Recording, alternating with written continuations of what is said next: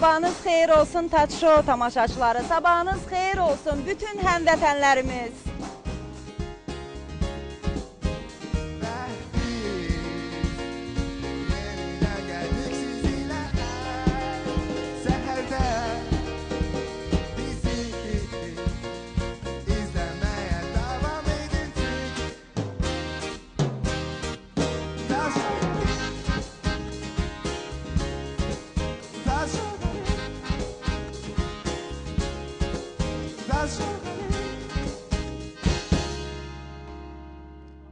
Hər kəsə sevgi dolu gözəl günlər diləyib bugünkü verilişimizə başladıq. Uşaqlar, sabahınız xeyir olsun. Necəsiz? Mikrofon. Elə bil ki, hər gün təzə efirə çıxırlar, hər gün mən xatırlatmalıyam ki, mikrofonu götürməlisiniz. Bugündən sonra daha sizdən salamlaşmayacağım. Salam, sabahınız xeyir Təsirə xanım. Efir varsa bütün tamaşaçıları salamlayıram. Qonaqlarımıza xoş gəlmişsiniz deyirəm. Demişəm, elə məndən əvvəl qonaqlarımızı salamlamayım. Yox, əvvəl qonaqlar, sonra siz, çünki qonaqdır. İmkan ver, qoy qonaqlarımızı təqdim edeyim ondan sonra. Demişəm, Rəşidə mikrofon verməyim. Birinci, axırıncı dəfə olsun ki, Rəşidə mikrofon versiniz. Axı deyirəm ki, onun yanında bizim sirrimiz olmur. Ona görə də biz bir yerə toplaşanda həmişə Rəşiddən kənar toplaşıq. Rəşidi qəbul eləmirik. Çünki aramızda olan söhbəti Rəşid açıb ağardır. Yəni elə öz aramızda açıb ağardır, belə deyək də. Yəni bu divarlardan kənara çıxmır. Xoş gördük. İnşallah bugün də çox gözəl, yəqin ki, musiqiləriniz olacaq. Artıq nə olacaq? Qalır mənə demək. Çünki mövzularımızı açıqlamırsınız, ancaq yenə də maraqlı mövzular olduğunu gündəlik, çox gözəl qonaqlarımız olduğunu gündəlik, elə başdan musiqimiz vasitəsilə uşaqlarımız çatdırır. Bəxtiyar bugün buradadır. Mətbəximiz bugün boş deyil. Görək Bəxtiyar nə hazırlayacaq. Sabahın xeyir, Bəxtiyar. Sabahınız xeyir, çox sağ olun. Sən burada olanda elə yaxşı olur ki, sual ver, niyə? Həmişə mən sual verirəm, bir dəfə də sən sual ver. Çünki naharda artıq bilirəm ki, yeməli nəsə var. Dünən ac qalmışam. Eybi yox, ona görə nə lazımdır? Heç olmasa burada olmayan vaxtı mənim üçün nahara hazırladığın ləzzətli bu xörək, salatlardan. Yəni xörək yemirəm, salat yeyirəm. Onlardan gətirmək, göndərmək lazımdır. Gərək qeyd edeyim, yəni belə şeyə hazır olmaq lazımdır. Bir sən nəyə fikir vermişəm, Bəxtiyar? Deməli, sənlə keçirəm salamlaşmağa, imkan vermirəm ki, salamlaşasam. Başlayıram elə sualın ardınca verməyə. Necəsən? Salamlaşa bilərsən tamaşaçılarımızla. Mən fikirləşirəm ki, sənin yolunu gözləyən bizim evdar xanımlarımız var ki, deyirlər görən bugün nə hazırlayacaq? Hər kəs salamlayıram. Sabahınız xeyir. Siz həmişə kimi möhtəşəm görünürsünüz. Çox sağ olun. Bugünkü menümüzdə göbələ salatı olacaq. Hansı ki, mənim öz, yəni, fikirləşdiyim salatlardan biridir. Çox gözəl. Bəli. Bəs niyə konservləşdirilmiş göbələkdən istifadə edirsən? Yəni, o şərtdir. Çünki deyirlər ki, biraz konservləşdirilmiş göbələk ziyandır, yoxsa necə? Xeyr, ziyanlığı yoxdur. Göbələk ümumi konservləşdirilmiş məhsullardan deyirlər, biraz az istifadə edin. Ancaq salatda yəqin ki, az olduğuna görə o heç də bir təsir olmaz ziyanlı. Mən şəxsən göbələyi özüm hazırlayıram. Konservləşdirirsiniz. Onu necə edirsiniz bəs? Onunla indi...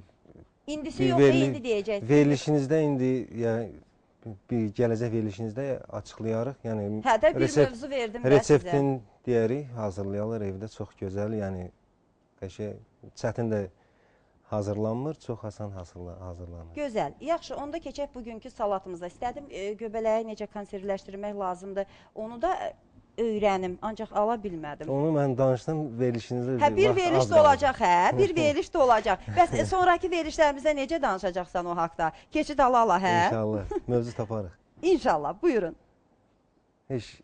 Bişmiş kartof, yumurta, yer kökü, Holland pendiri, Qauda pendiri də olar. Toyuğun döşəti bişirilmiş halda özümüz hazırladığımız mayonezlə mən üstünlük verirəm, yəni özüm hazırladığım mayonezlə salatlarımı hazırlamaq üçün. Bir də göylərdən şüyüddü, göy soğandı. Onlar doğranıb, yəni salatın içinə əlavə olunacaq. Bu qədər, hə? Bəli, hazırlayanda... Adsız salat. Göbələk salatı. Göbələk salatı, hə. Adını elə özünüz hazırladığınız üçün, özünüz fikirləşdiyiniz üçün elə göbələk salatda qalıb. Deyirəm, bəlkə bugün o nəysə hazır olduqdan sonra belə deyim də, ad qoyaq ona, heç göbələk Qoyarıq. salat olmasın. Bəli, çalışarıq. Əla, səbirsizliklə gözləyirik görək hazırladığın salat necə olacaq. Ancaq mütləq bugün söz verirəm ki, o salatın dadına baxacağam. Çünki özünün fikirləşdiyin salat olduğuna görə yəqin ki, mənim heç vaxt dadmadığım bir salat alınmalıdır, olmalıdır. Keçək bizim sponsorumuza. Sponsorumuz isə Farmona kosmetik məhsullardır. Əziz xanımlarımız, mən bilirəm ki, hər kəs həmişə baxımlı, gözəl görünmək istəyir. Gözəl görünmək üçünsə həmişə özümüzə diqqət etməliyik. Bunun üçünsə vaxtımızı çox salonda keçirməyə ehtiyac yoxdur. Əgər siz Farmona kosmetik məhsullarını alıb istifadə etsəz, onun 100%lıq keyfiyyətini görəcəksiniz. Bu Polşa istehsalı olan Farmona kosmetikasının Azərbaycanda rəsmi distributoru AMC şirkətidir. Nələr var tərkibində? İndi bir-bir sayacağım. Ən əsası şikayətimiz saçlardan olur. Saçların tökülməyinin qarşısını almaq üçün şampunlar, ampulalar var, müalicəvi. Kəpəkli saçlar, quru saçlar, yağlı saçlar üçün istifadə etmək üçün bitki tərkibli şampunlar. Üzü dərindən təmizləmək üçün toniklər, göz altı qırışları, üzdə olan qırışları, əldə olan qırışları aradan qaldırmaq üçün xüsusi kremlər. Ayağımızda olan pis qoxunu aradan qaldırmaq üçün dezodorantlar və kremlər var, müalicəvi. Sonra, əgər bədənimizi korreksiya etmək istəyiriksə, masaja gediriksə, burada yüksək keyfiyyətli gellər və kremlər var ki, onları götürüb istifadə edə bilərsiniz. Bu dəqiqə sifariş edin. Sifariş etmək üçünsə, mən telefon nömrələrini xatırladıram. 055 671 67 54, 070 244 08 15, 022 255 14 11.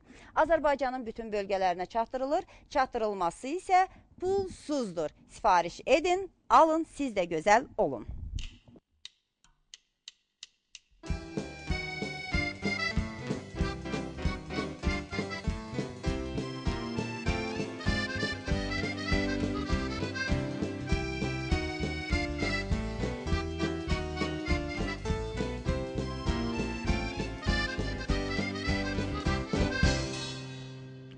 Bugünkü mövzumuz isə uşaqları kiçik olan valideynləri nəzərdə tutmuşuq.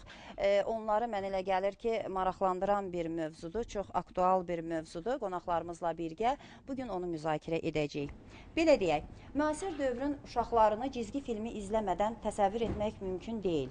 Yəni onların zamanlarının çox vaxtı televiziya qarşısında cizgi filmləri izləməklə gedir. Ancaq təəssüflər olsun ki, bu izlədikləri cizgi filmlərinin əksəriyyəti əcnəbi şirkətlərin istehsal etdiyi cizgi filmləridir.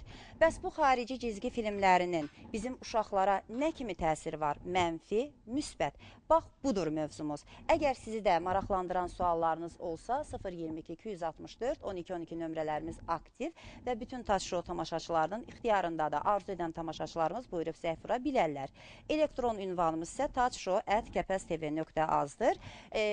Facebook səhifəsi üzərindən isə Taç Show səhifəsi vasitəsilə siz bizim bütün yeniliklərimizi, anonslarımızı, sabahki verilişdə nələr olacaq, bax bunların hamısını izləyib fikirlərinizi yaza bilərsiniz. Əgər verilişimizə dəvət alıb qonaq gəlmək istəyirsinizsə, biz sizi məmnuniyyətlə qəbul edərik. Bugünkü qonaqlarımız isə Şıxıyeva Tofiqə, 36 saylı bağça müəllimi. Sabahınız xeyir olsun, xoş gəlmisiniz. Sabahınız xeyir. Bizi verilişinizə dəvət etdiyiniz üçün öz kollektivimiz adına sizə başda Gülşən müəllim olmaqla minnətdarımızı bildiririk. Çox sağ olun. Və elə həmin bağçadan bizə aktiv bir uşaq gəlibdir, Nuriyə Əhmədova. Sabahın xeyir, Nuriyə. Sabahın xeyir. Yaxşıyam. Bizim üçün nə hazırlamısan? Şeir deyəcəksən, rəqs eləyəcəksən. Yəqin ki, bağçada bunların hamısını sənə öyrədirlər, hə? Sənin kimi həm yaşıtlarına da. Bəli. Bəs nə hazırlamısan bugün bizim üçün? Şeir söyləmək üçün. Şeir... Allah da xətrə, dövlətinin malını, ürəyindəki iman nurlandırar yolunu, yaradan qəlbimizə ilahi nur eləsin, verdiyiniz qurbanı Allah qəbul eləsin. Ay, çox sağ ol, əla. Elə bayram günləri yaşayırıq belə deyəndə sabah inşallah qeyd edəcəyik. Əvvəlcədən elə bizim Nuriyə xanımımız, kiçik balaca balamız qeyd etdi. Təbrik elədi hər kəsi, çox sağ ol. Lalə Ayla Dəşdəmirovalar, sabahınız xeyir olsun, xoş gəlmisiniz. Çox sağ olun, sabahlarınız xeyirli olsun. Dəvətiniz üçün də çox sağ olun. Ayla, Sən bizim üçün nə hazırlamısan bəs? Şehir. Hansı şeiri hazırlamısan? Eyazəni. De görüm onda. Eyazəri Türkləri, Azərbaycan əskəri, Koroğlunun Babəki, nə bilən növləri, tarixə nəzər sana, İbrətlidən dərs sana, qəhrəmanlıq sucayet, nə sınırdır əldə, nələr görmüşük nələr, yabancı şər qüvvələri, dostu düşməni etdi, qan seyrinə getdi, gərız, gərdə erməni, tanımadıq düşməni. Çox sağ ol, əla. Ayla, çantalı zadda gəlmişsən. Hara gedəcəksən buradan? Bağçaya gedəcəksən? Yox, Hə, yox, icazə verin Lalə xanım, qoyuşaq özdən. Hara gedəcəksən bəs? Mikrofonu götür görüm. evə gedəcəm. Bağçaya getməyəcəksən buradan?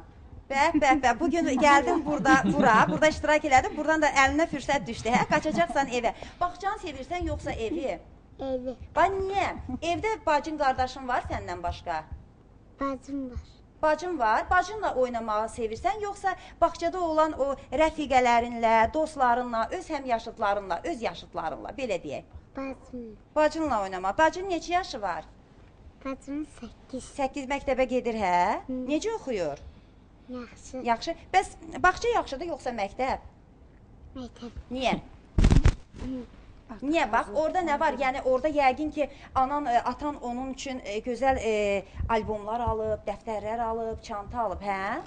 Heçdən də pis deyilsən, maşallah. Elə də zövqlə geyinib gəlmisən ki, Nuriyə ilə sən bu günləri bizim ən gözəl görsənən burada xanımlarımızdır, belə deyək. Və logoped qonağımız var, Nərminə Rızayeva. Sabahınız xeyir olsun Nərminə xanım. Sabahınız xeyir, sabahınız xeyir. Çox sağ olun, çox sağ olun. Bugün sizə çox böyük ehtiyacımız var. Çünki hər kəsin şikayəti ondadır ki, bu xarici cizgi filmləri izləyən uşaqlarda hardasa dillərinə çox təsir göstərir. Yəni onlar başqa dillərdə danışmağa başlayır. Hələ başqa dillərdən də qarışdırırlar. Esmira Hacıyeva 36 saylı bağça müəlliməsi. Sabahınız xeyir olsun. Sizi də xoş gördük. Çox sağ olun. Salam Azərbaycan. Mən əvvəlcədən bütün dünya Azərbaycanlılarının qarşıdan gələn Qurban Bayramını təbrik eləyirəm. Və eləcə də salamlarımı göndərirəm 36 nömrəli Körpələr evi uşaq bağçasına. Sizə sağ olun, sizə minnətdaram ki, bizi dəvət eləmisiniz öz verilişinizə. Çox sağ olun. Və Təxminə İsmailova bizim psixoloq xanımımız. Çox böyük o xanıma da bugün ehtiyacımız olacaq ki, bizim müzakirələrimizdən sonra öz fikirlərini, öz münasibətlərini bildirəcək. Sabahınız xeyir olsun Təxminə xanım. Sabahınız xeyirli uğurlu olsun. Bütün Azərbaycan xalqının sabahı xeyirli olsun. Dəvətiniz üçün öncədən təşəkkür edirəm. Sağ olun. Deyirəm, gəlin belə başlayaq. Yəni bu cizgi filmlərinin bir tərəfindən, yəni müsbət tərəfindən, uşaqlara göstərdiyi təsirindən danışaq. Sonra yavaş-yavaş şikayətlərimizə keçərik. Bax, uşaqlara necə təsir göstərir? Elə Tofiqə müəllimə, sizinlə başlayaq. Demək olar ki, bütün uşaqlar cizgi filmlərini sevir. Ən çox da cizgi filmlər vasitəsilə siz dediniz, əvvəlcə müsbət tərəfindəyik də. Deyəsən, mənfi tərəflər üzr istəyirəm, daha çoxdur. Çünki ilk sualımda hər kəs dedi ki, mənfi tərəfləri. Müsbət tərəfləri bizim özümüzün milli cizgi filmlərimiz çoxdur. Məsələn, Qız Qalası cizgi filmində uşaqlar xalqımızın keçmişini öyrənir. Qız Qalasının necə yaranmasını öyrənir. Tıktıq xanımda dostluğu öyrənir. Özümüzün milli cizgi filmlərimizdə də uşaqlar oradan çox müsbət təsirlər olaraq da təsir edir. Çox gözəl. Siz bizim yerli cizgi filmlərin adını saydınız, yəni ikisinin çoxdur. Yəni çoxdur. Yavaş-yavaş Şüngülüm, söhbətimiz Məngülüm, əsnasında Fitnə, Sıçan və Pişik çoxdur. Bəli. Bəs görək uşaqlarımız necə? Bu cizgi filmlərinin heç olmasa birinin adlarını bilirlər. Nuriyə, cizgi filmi izləməyi sevirsən? Hə, Bax, hansı cizgi filmini izləməyi sevirsən? Liloya, Nobita, Doraemon, Tom and Jerry. Aha. Bəs Toplan və onun kölgəsi bir dəfə də olsun belə bir cizgi filminin adını eşitmisən? Bəli, Bəs Cırtdan eşitmisən? eşidirəm. Eşitmisən, baxmısan? Baxıram. Hə. Bəs niyə bizim bax bu cizgi filmlərin adını saymadın? Sayacağam. Elə. Yəni sevdiklərin bunlardır da. Onları da izləyirsən, ancaq ən sevdiklərinin adını. Ayla, bəs sən hansı cizgi filmlərini sevirsən? Ümumiyyətlə sevirsən cizgi film izləmək? Tutu Xanım, Nıpaqacı. Aha. Tıxtı xanımda bax, ən çox sevdiyin hansı obrazda? Orada kimi sevirsən? Özün də elə Tıxtı xanım oxşuyur sanki sənin. Hə, Tıxtı xanım olub elə. Tıxtı xanım da olmusan. Bax, o cizgi filmindən nə deyə bilərsən bizə? O siçana necə deyir? O deyir ki, mən dost axtarım. Mənimlə dost olarsan. O da deyir, hə. Bir gün o getmişdi xan bağına yemək götürməyə. Tıxtı xanım da ayaq fındığı suya düşmüşdü. O da getdi, üzdü getdi. Ondan sonra tutudan gəldi, dedi, əlini mənə bəstərəcək. O dedi ki, Mən sənə küstərəcək. Mən sənə küstərəcək. Deyir ki, əlini mənə bəstərəcək. O deyir, mən sənə küstərəcək. Bəs sonra nə deyir? Mən də sənə onda... O da sonra deyir ki, mən də sənə quyruq küstərəcək. Çox əla, özə deyirlər ki, bizim uşaqlarımız yerli cizgi filmlərini nəinki izləmirlər, nəinki adlarını bilmirlər, heç elə belə cizgi filmləri olduğunu xatırlamırlar da. Bizim qonaqlarımız heç hazırlaşmadan gəliblər, belə götürəndə bağçadan gəliblər, ancaq gördünüz, nəinki yəni, cizgi filminin adını dedilər, izlədikləri cizgi filmləri sadaladılar, hətta obrazları biraz da olsa canlandırdılar. Çox kiçik fasiləmiz var, fasilədən sonra söhbətimiz davam edəcək.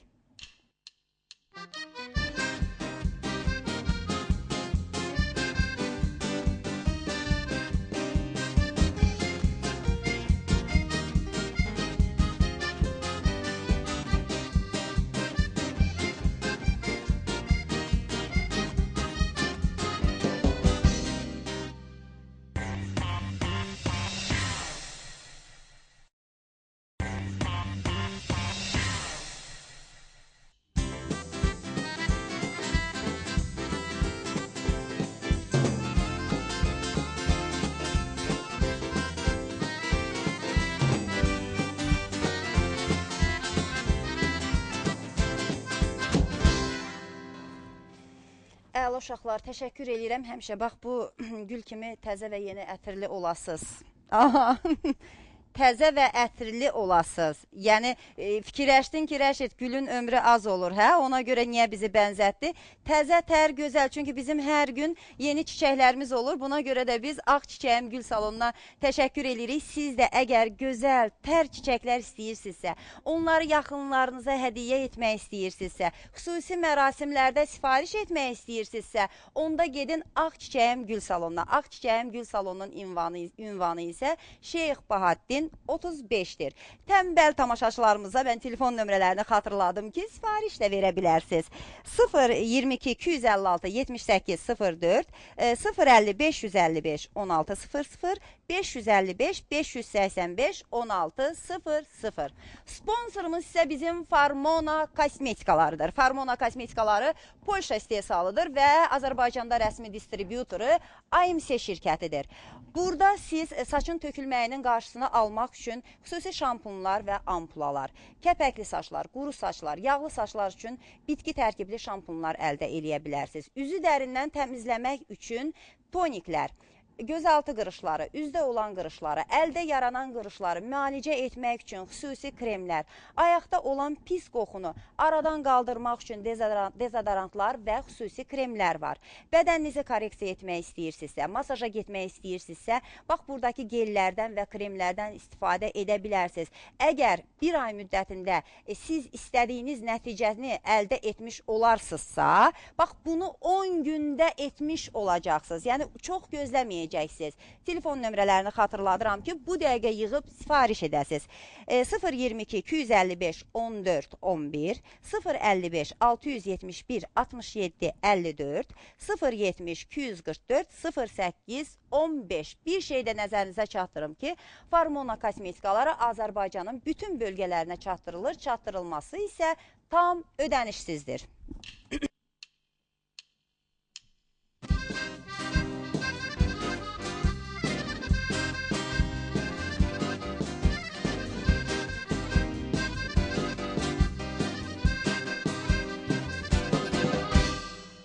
Xatırladım ki, bugünkü mövzumuz isə xarici cizgi filmlərini izləyən bizim balacalarımızdan olacaq və həmin bu xarici cizgi filmləri onlara nə kimi təsirlər göstərir və hansı nəticələr olur.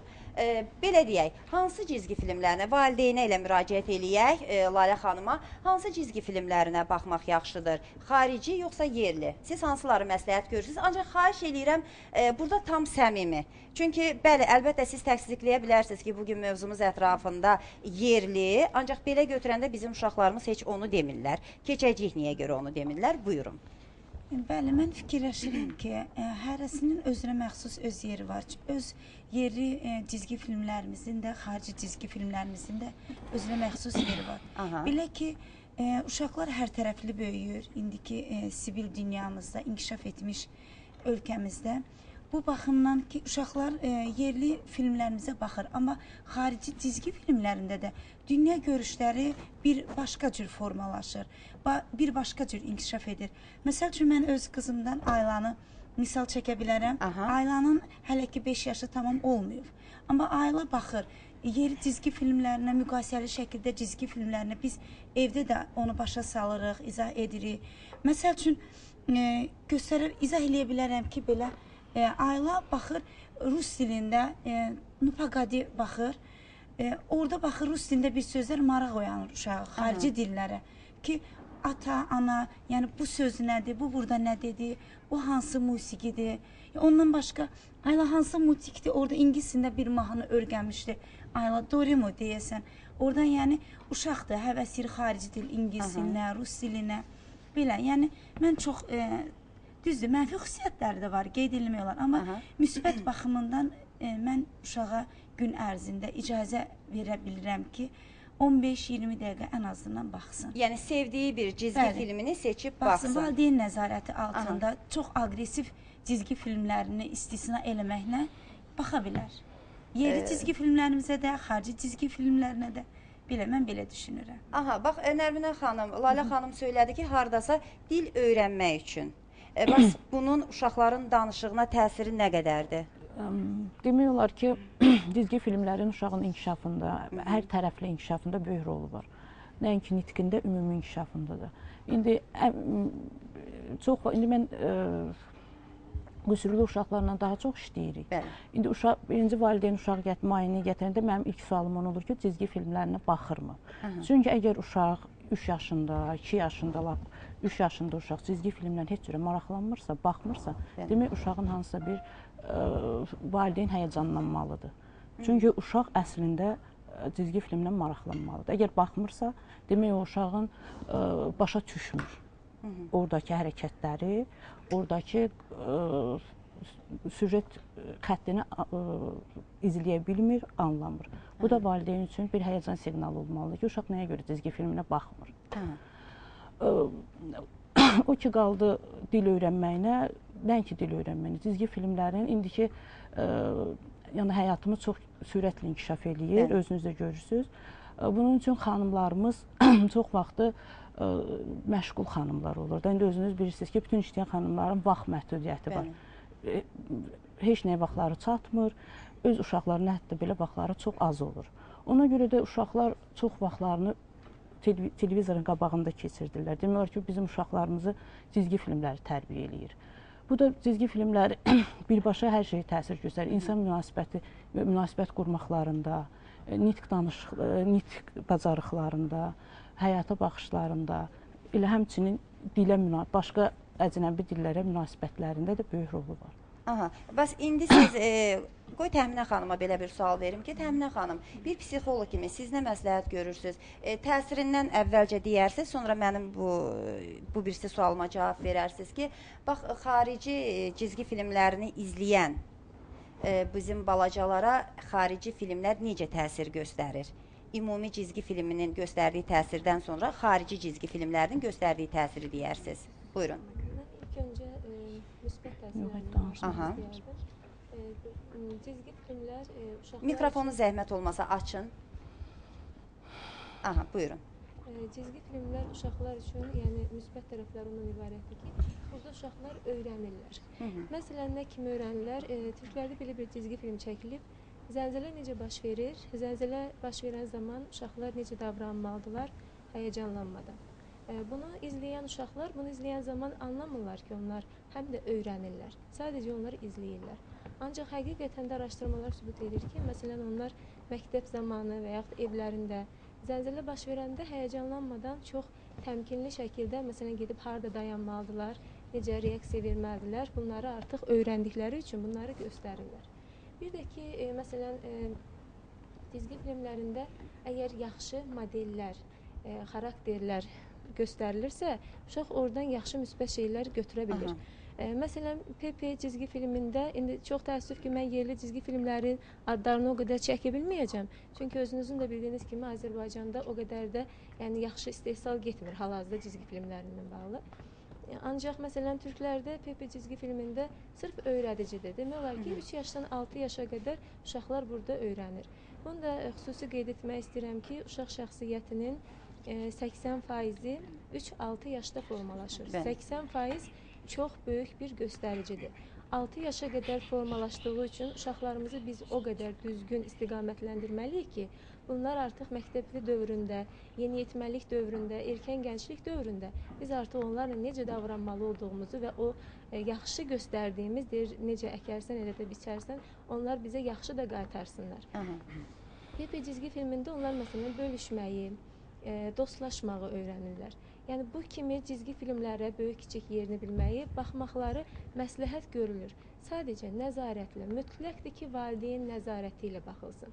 Hansı cizgi film olmağından heç bir fərqi yoxdur. Yəni ki, xaricidirmi, yerlidirmi, valideyn yanında əyləşsin və ona rəhbərlik etsin. Mütləq 2-3 cümlə desin, amma izah versin. Bunu bu cizgi film qəhrəmanı bunu edir, amma bunu sən etməməlisən. Burada etsən sənə nə kimi yəni filmi izlədikdən sonra müzakirələr aparılmalıdır. Sonra yox, elə izləyə-izləyə, bəli, uşağa istiqamət verməlidir. Ümumiyyətlə valideyn kimdir? Uşağı həyata hazırlayan bir varlıqdır. Yəni valideyn ona istiqamət verməlidir mütləq ki, yəni sən bunu etməlidir, sən o onu orada səhv etdi. Yəni onu da elə formada ki, uşaqda valideynə qarşı aqressiya yaranmasın. Çünki çox cizgi film qəhrəmanları uşaqların idealına çevrilir. Onlarla hətta olur ki, uşaqların yatağından, yataq örtülərindən başlamış çantalarına qədər cizgi film qəhrəmanlarının şəkillərindən ibarət olur. Bunlarda da valideynlər biraz diqqətli olsunlar.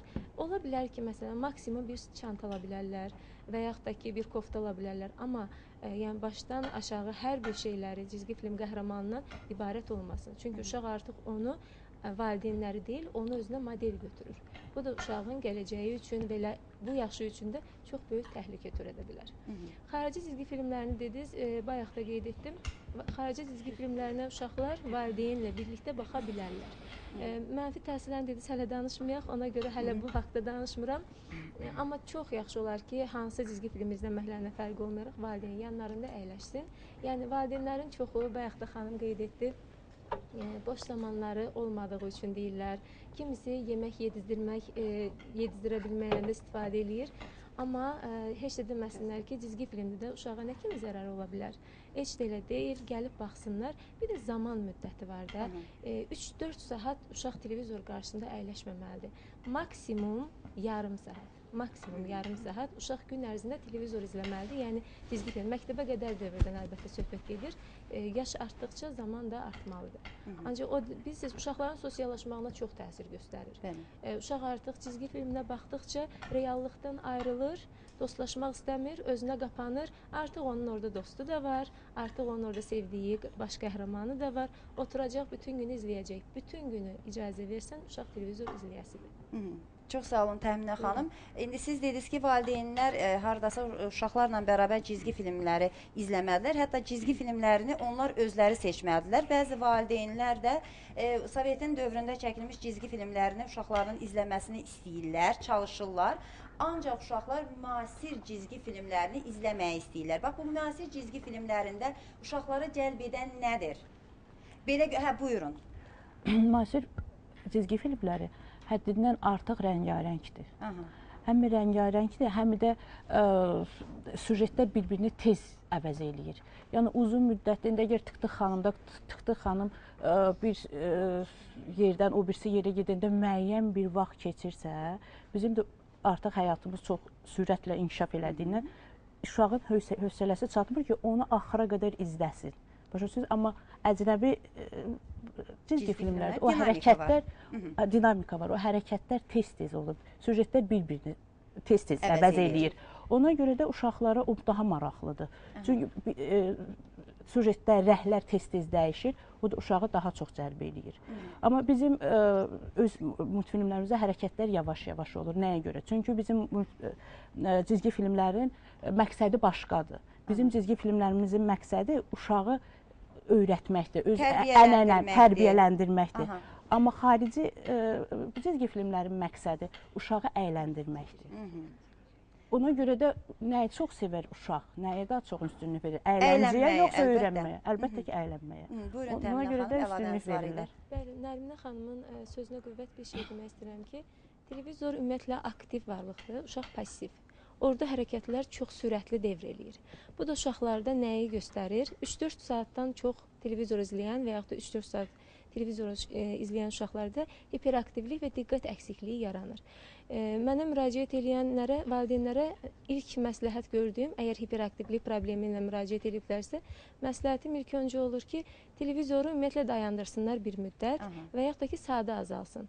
Həqiqətən də görüşə gələndə valideyn deyir ki, hərəkətlilik azalıb. Bu nədən irəli gəlir? Çünki orada hər şey çox sürətli devr eləyir.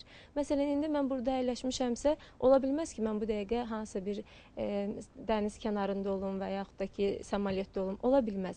Bu yavaş-yavaş devr eləyir. Ancaq orada kofe içdiyi yerdə bir anlıq getdi samolyotda da, sonra getdi dəniz kənarına və yaxud da, yəni hər şey o qədər hərəkətlidir ki, uşaqda da başlayır bu hərəkətlilik, canlılıq daha da aktivləşməyə. Bu da əlbəttə ki, uşaqlarda gərək hiperaktivliyə səbəb olur. Bir yerdə uşaq dayana bilmir, valideyn şikayət edir, amma səbəbinin nə olduğunu bilmir. Elə çox sağ olun ki, bu cür verilişlər hazırlamaqla valideynlərimizi də maarifləndirirsiniz. Çox sağ olun. Esmira xanım, bəs siz bağçada belə problemlər yaşayırsınızmı? Bax, Təminə xanım söylədi ki, Türkiyə istehsalı olan PEPİD söylədisə, yəqin ki, türk dilində də efirə gedir. Bax, dil, uşaqlar artıq türk dilində danışmağa, türkcə danışmağa başlayır. Bəli. Belə hallar rastlaşırsınız. Belə hallarla bağçada çox rastlaşırıq. Məsələn, elə bu saatın özündə mənim 1-2 uşağım var ki, onlar sırf türkcə danışırlar. Çünki belə uşaqlar bütün günü ekran qarşısında əyləşib türk multfilmlərinə baxırlar və eləcə xarici multfilmlərinə. Düzdür, biz sivil dünyada yaşayırıq, sivil bir dövlətdə yaşayırıq.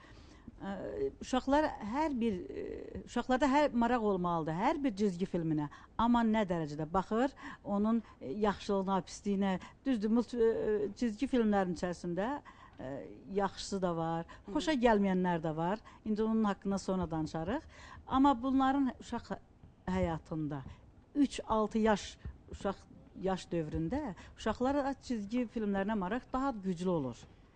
Bunu valideyn elə stimullaşdırmalıdır ki, uşaq 20-30 dəqiqə multfilmə baxsınlar, cizgi filminə baxsınlar, sonra başqa şeyə keçsinlər və yaxud da yatsınlar. Cizgi filmlərin müsbət cəhətləri odur ki, uşaqlar bir-birinə hörmət, münasibət, valideynlərlə davranışda həm mədəniyyət, etika qaydalarını öyrənirlər. Ən çox bu bizim Azərbaycan multfilmlərində, izləyirəm cizgi filmlərində daha çox özünü büruzə verir. Siz multfilmlərini çox sevmişsiniz, belə deyək, indi cizgi filmi olub. Bəli, çox sevirik cizgi filmlərini, biz özümüz də çox sevirik. Azərbaycan cizgi filmlərinə baxanda doğrudan bizə də maraq güclənir. Amma valideyn uşağın üzərindən nəzarətçi olmalıdır bu cizgi filmlərinə baxmaqda. Ən çox uşaqlar xarici cizgi filmlərinə baxanda valideyn çox diqqətli olmalıdır uşaqlara. Yəni ki, belə bir şeyləri həmişə valideyn nəzərdə saxlamalıdır. Eləcə də biz uşaqlara baxıram ki, uşaq türkcə danışır. Mən deyirəm, yox, sən niyə bu qədər türkcə danışırsan? Uşaq deyir ki, mən cizgi filmlərinə baxıram türkcə. Deyirəm, sən Azərbaycan cizgi filminə baxmırsan. Xeyr, müəllimə, mən baxmıram. Mən onu xoşlamıram. Niyə? Çünki müasir dövrümüzdə biraz indi keçəcək də mənfi cəhətlərə Azərbaycan cizgi filmlərinə yer az verilir. Mənim fikrimcə. Buyurun, Nərminə xanım, yəni ürəyinizdən gələni belə səslə, ürəyinizdən danışmayın. Sadəcə olaraq demək istəyirdim ki, indi xanım cizgi filmlərin adını çəkdi. Həmin cizgi filmləri bilirsiniz nə vaxt çəkilib? Yəni, çox Çox illər öncə çəkilibdir. Yəni o təmiz başqa uşaqlar üçün çəkilib. Başa düşürsünüz? Aradakı insanlar, uşaqlar, dövr başqa dövr idi. İndi müasir uşaqlar üçün, bax bu uşaqlar üçün, bax belə uşaqlar üçün Azərbaycanda demək olar ki, cizgi filmi çəkilmir. Demək olar ki, 0 səviyyəsindədir. Sıfır səviyyəsində. Yəni bir neçə cizgi filmin adını sadalamaq olar ki, onlar da yetərli yəqin ki, olmayacaq. Onlar da ki, çoxdan çəkilir. Məsələn, Tıxtıq xanım da görün neçənci ildə çəkilibdir. Bunların da hamısı başqa uşaqlar üçün nəzərdə tutulur. Başqa inkişafda olan uşaqlar üçün nəzərdə tutulur. İndiki müasir uşaqlar üçün təmiz başqa cizgi filmi lazımdır. Bax, sevə-sevə uşaq, üzr istəyirəm, uşaqların izlədiyi bir cizgi film var. Nəinki uşaqların, böyüklərin də sevərək izlədiyi Nu Paqadi. Hələ də izlənilir. Yaxşı, və illər əvvəl çəkilən bu cizgi filmi nə yaxşı izlənilir? Bizim milli çəkdiyimiz cizgi filmlərini indi sıradan çıxarırıq. Məsəl üçün, o sıradan çıxmır. Ona da baxmaq lazımdır. Amma uşağı indiki müasirliyə cavab verən cizgi filmləri olmalıdır. O sıradan heç cürə çıxa bilməz. Yaxşı, onun da öz baxıcısı var, öz tərbiyəvi əhəmiyyəti var, ona da baxmaq lazımdır. Amma müasirliyə cavab verən, yəni uşaqların səviyyəsinə uyğun cizgi filmləri çəkilməlidir. Ona görə də siz deyirsiniz ki, məcbur qalıb artıq xarici cizgi filmlərinə baxırlar. Bu xarici cizgi filmlərində də, yəni belə götürək, məşhur cizgi filmlərindən biri Tom və Jerry'dir ki, orada da elə də məsələn maraqlı bir şey yoxdur. Qaça-qaç, tuta-tut, vura-vur, suda boğmaq. Bax, bundan uşaqlar nə götürə bilər? Elə bil ki, Nu Paqadi, məsəl üçün, cizgi filmi çox populyar, çox tanınmış, çox baxılan bir cizgi filmidir. Elə bil Tom və Jerry Nu Paqadinin yəni biraz müasirləşmiş, biraz tezləşmiş formasıdır. Hardasa bir analogiyası, onun oxşarlığı var.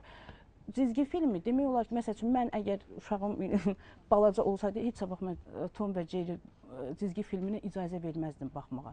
Çünki orada elə bir səhnələr var ki, tamamilə zid bir insan münasibətinə zid bir səhnələrdir.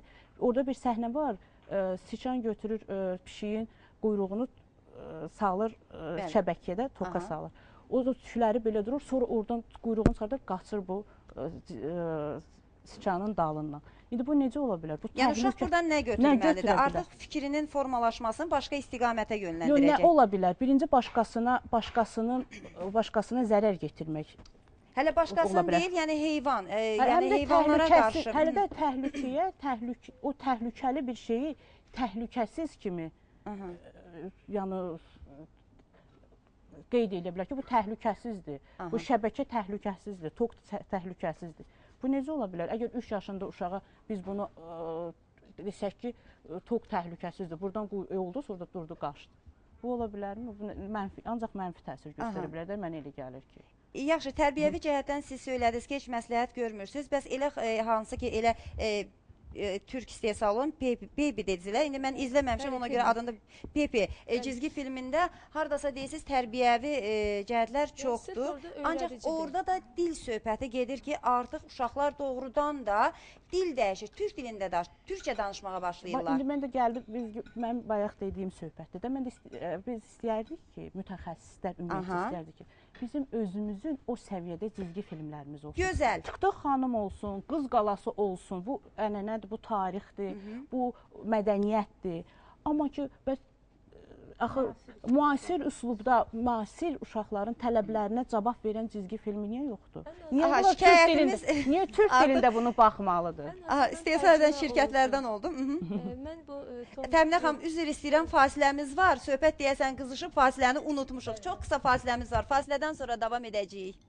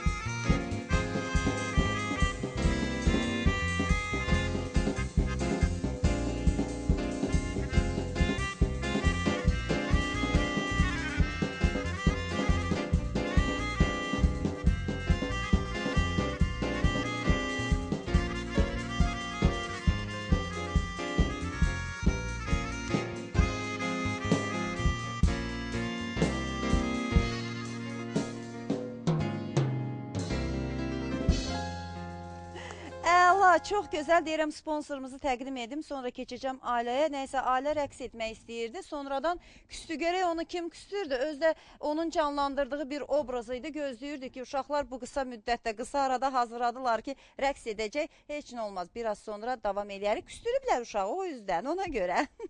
Deməli, sponsorumuz Farmona kosmetikalarıdır. Farmona kosmetikalarının Azərbaycanda rəsmi distribütoru AMC şirkətidir. Xatırladım ki, Polşa istehsalıdır. Bax, bu kosmetikaların tərkibində saçın tökülməyinin qarşısını almaq üçün ampulalar, xüsusi şampunlar, quru saçlar üçün, yağlı saçlar üçün, kəpəkli saçlar üçün xüsusi bitki tərkibli şampunlar var. Üzü dərindən təmizləmək üçün, üzdə yaranan, gözaltı qırışları aradan qaldıran, əldə olan qırışları hamarlaşdıran çox keyfiyyətli kremlər var. Sonra ən əsası unutdum, artıq 2-3 dəfədir ki, sponsorumuzu təqdim eləyirəm.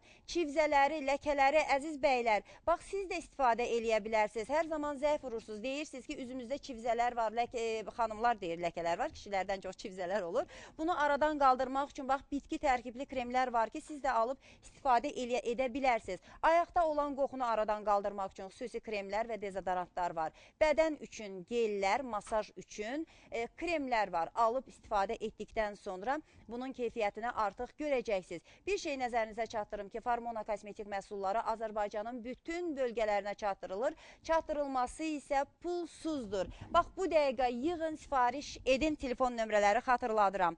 022 255 14 11, 055 671 67 54, 070 244 08 15.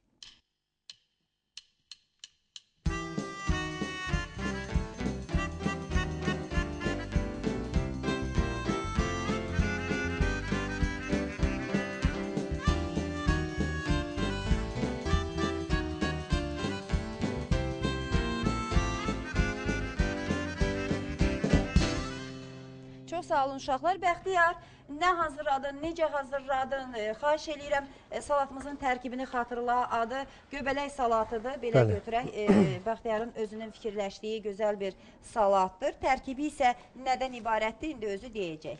Deməli, göbələk salatını hazırlamaqdan ötəri birinci növbədə qab götürürük. Kim istəsə yumuruq, kim istəsə belə. Mən bugün seçdiyim qab budur.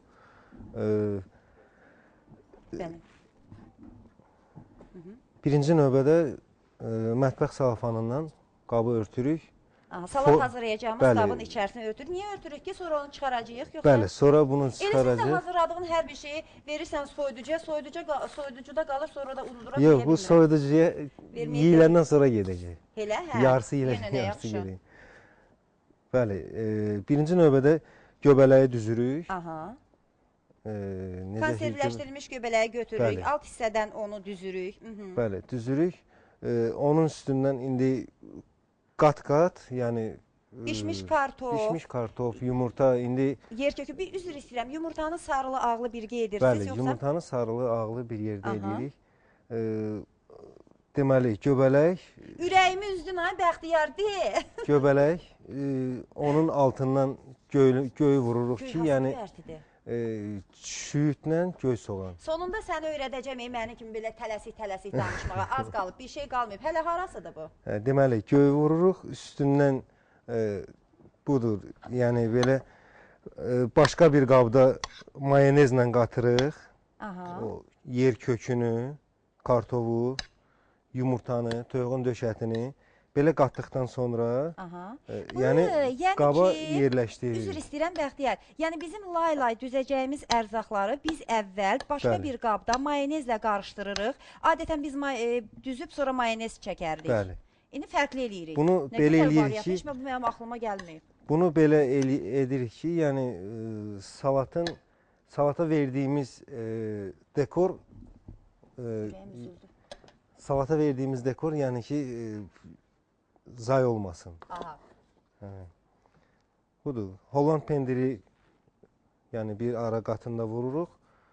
Toyuğun döşətidir, yumurtadır. Kartofu da ən axırıncı layda vururuq ki, kartof biraz tutumludur deyəni salatın forması yerində qalsın. Çox gözəl, əla. Özünün fikirləşdiyin salatlar, yeməklər çoxdur, yoxsa necə? Ümumiyyətlə, bax, doğrudan da elə sevirəm ki, aşpazlar ki, nəyisə hazırlayırlar, deyir, bunu özüm fikirləşmişəm. Mənim fikrimcə, mənim düşünürəm ki, belə düşünürəm ki, düşüncəmcə, əgər bir aşpaz özünün bir fikirləşdiyi salatmı, yeməkmi, yəni özündən nəyisə qatmırsa, deməli, o bu işlə elə-belə məşğul olur da, artıq bu sevdiyi iş deyil və onun hazırladığı xörəklər məncə ləzzətli alınmayacaq. Sən necə düşünürsən mənim bu fikrimə? Necə münasibət? Mənim fikrimcə, kulinariya özü bir fantaziyadır. Yəni, hər aşpaz öz fantaziyasını işə salanda, aşpazın ac vaxtına düşəndə özü üçün nəsə də maraqlı bir şey hazırlamaq üçün onu hazırlayıb və ondan sonra aşpazlar, hansı ki, yuxarı səviyyədə olan şeflər, aşpazlar, ondan başlayırlar reseptlər, kitablar icad eləməyə. Hamısı fantaziyadır. Yəni, bunu mən belə fikirləşirəm, mənim xoşladığım kimi hazırlayıram.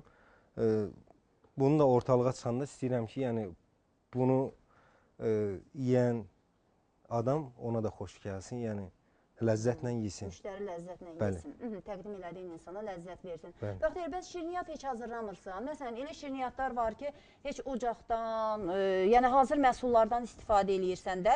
Heç olmasa onlara da yer ayıraq. Çünki mən bilirəm ki, şirniyyat düzdür, ziyandır. Yəni kökəlməyə bizi, kökəlirik şirniyyatdan çox istifadə etdikdə. Ancaq şirniyyatdan tamamilə də belə də yeməsək də alınmır. Ona görə də arada bir zəhmət olmasa, yəni bura ocaq gətirməyək. Yəni, tez başa gələn hazır məhsullardan yaranan gözəl bir şirniyyat da hazırlayaq, təqdim eləyək. Salatımız hələ hazır deyir. Yəqin ki, xatırlatdıq, yazdınız salatımızın tərkibini. Çünki bəzi salatlar var ki, doğrudan onu hər zaman hazırlayırıq, yeyirik. Ancaq kiminsə özünün fikirləşdiyi salat olanda bizim də artıq damaq zevqimiz dəyişəcəkdir və ləzzətlə yeyəcəyik. Hazırla, əlinə sağlıq. Keçək bizim qonaqlarımıza.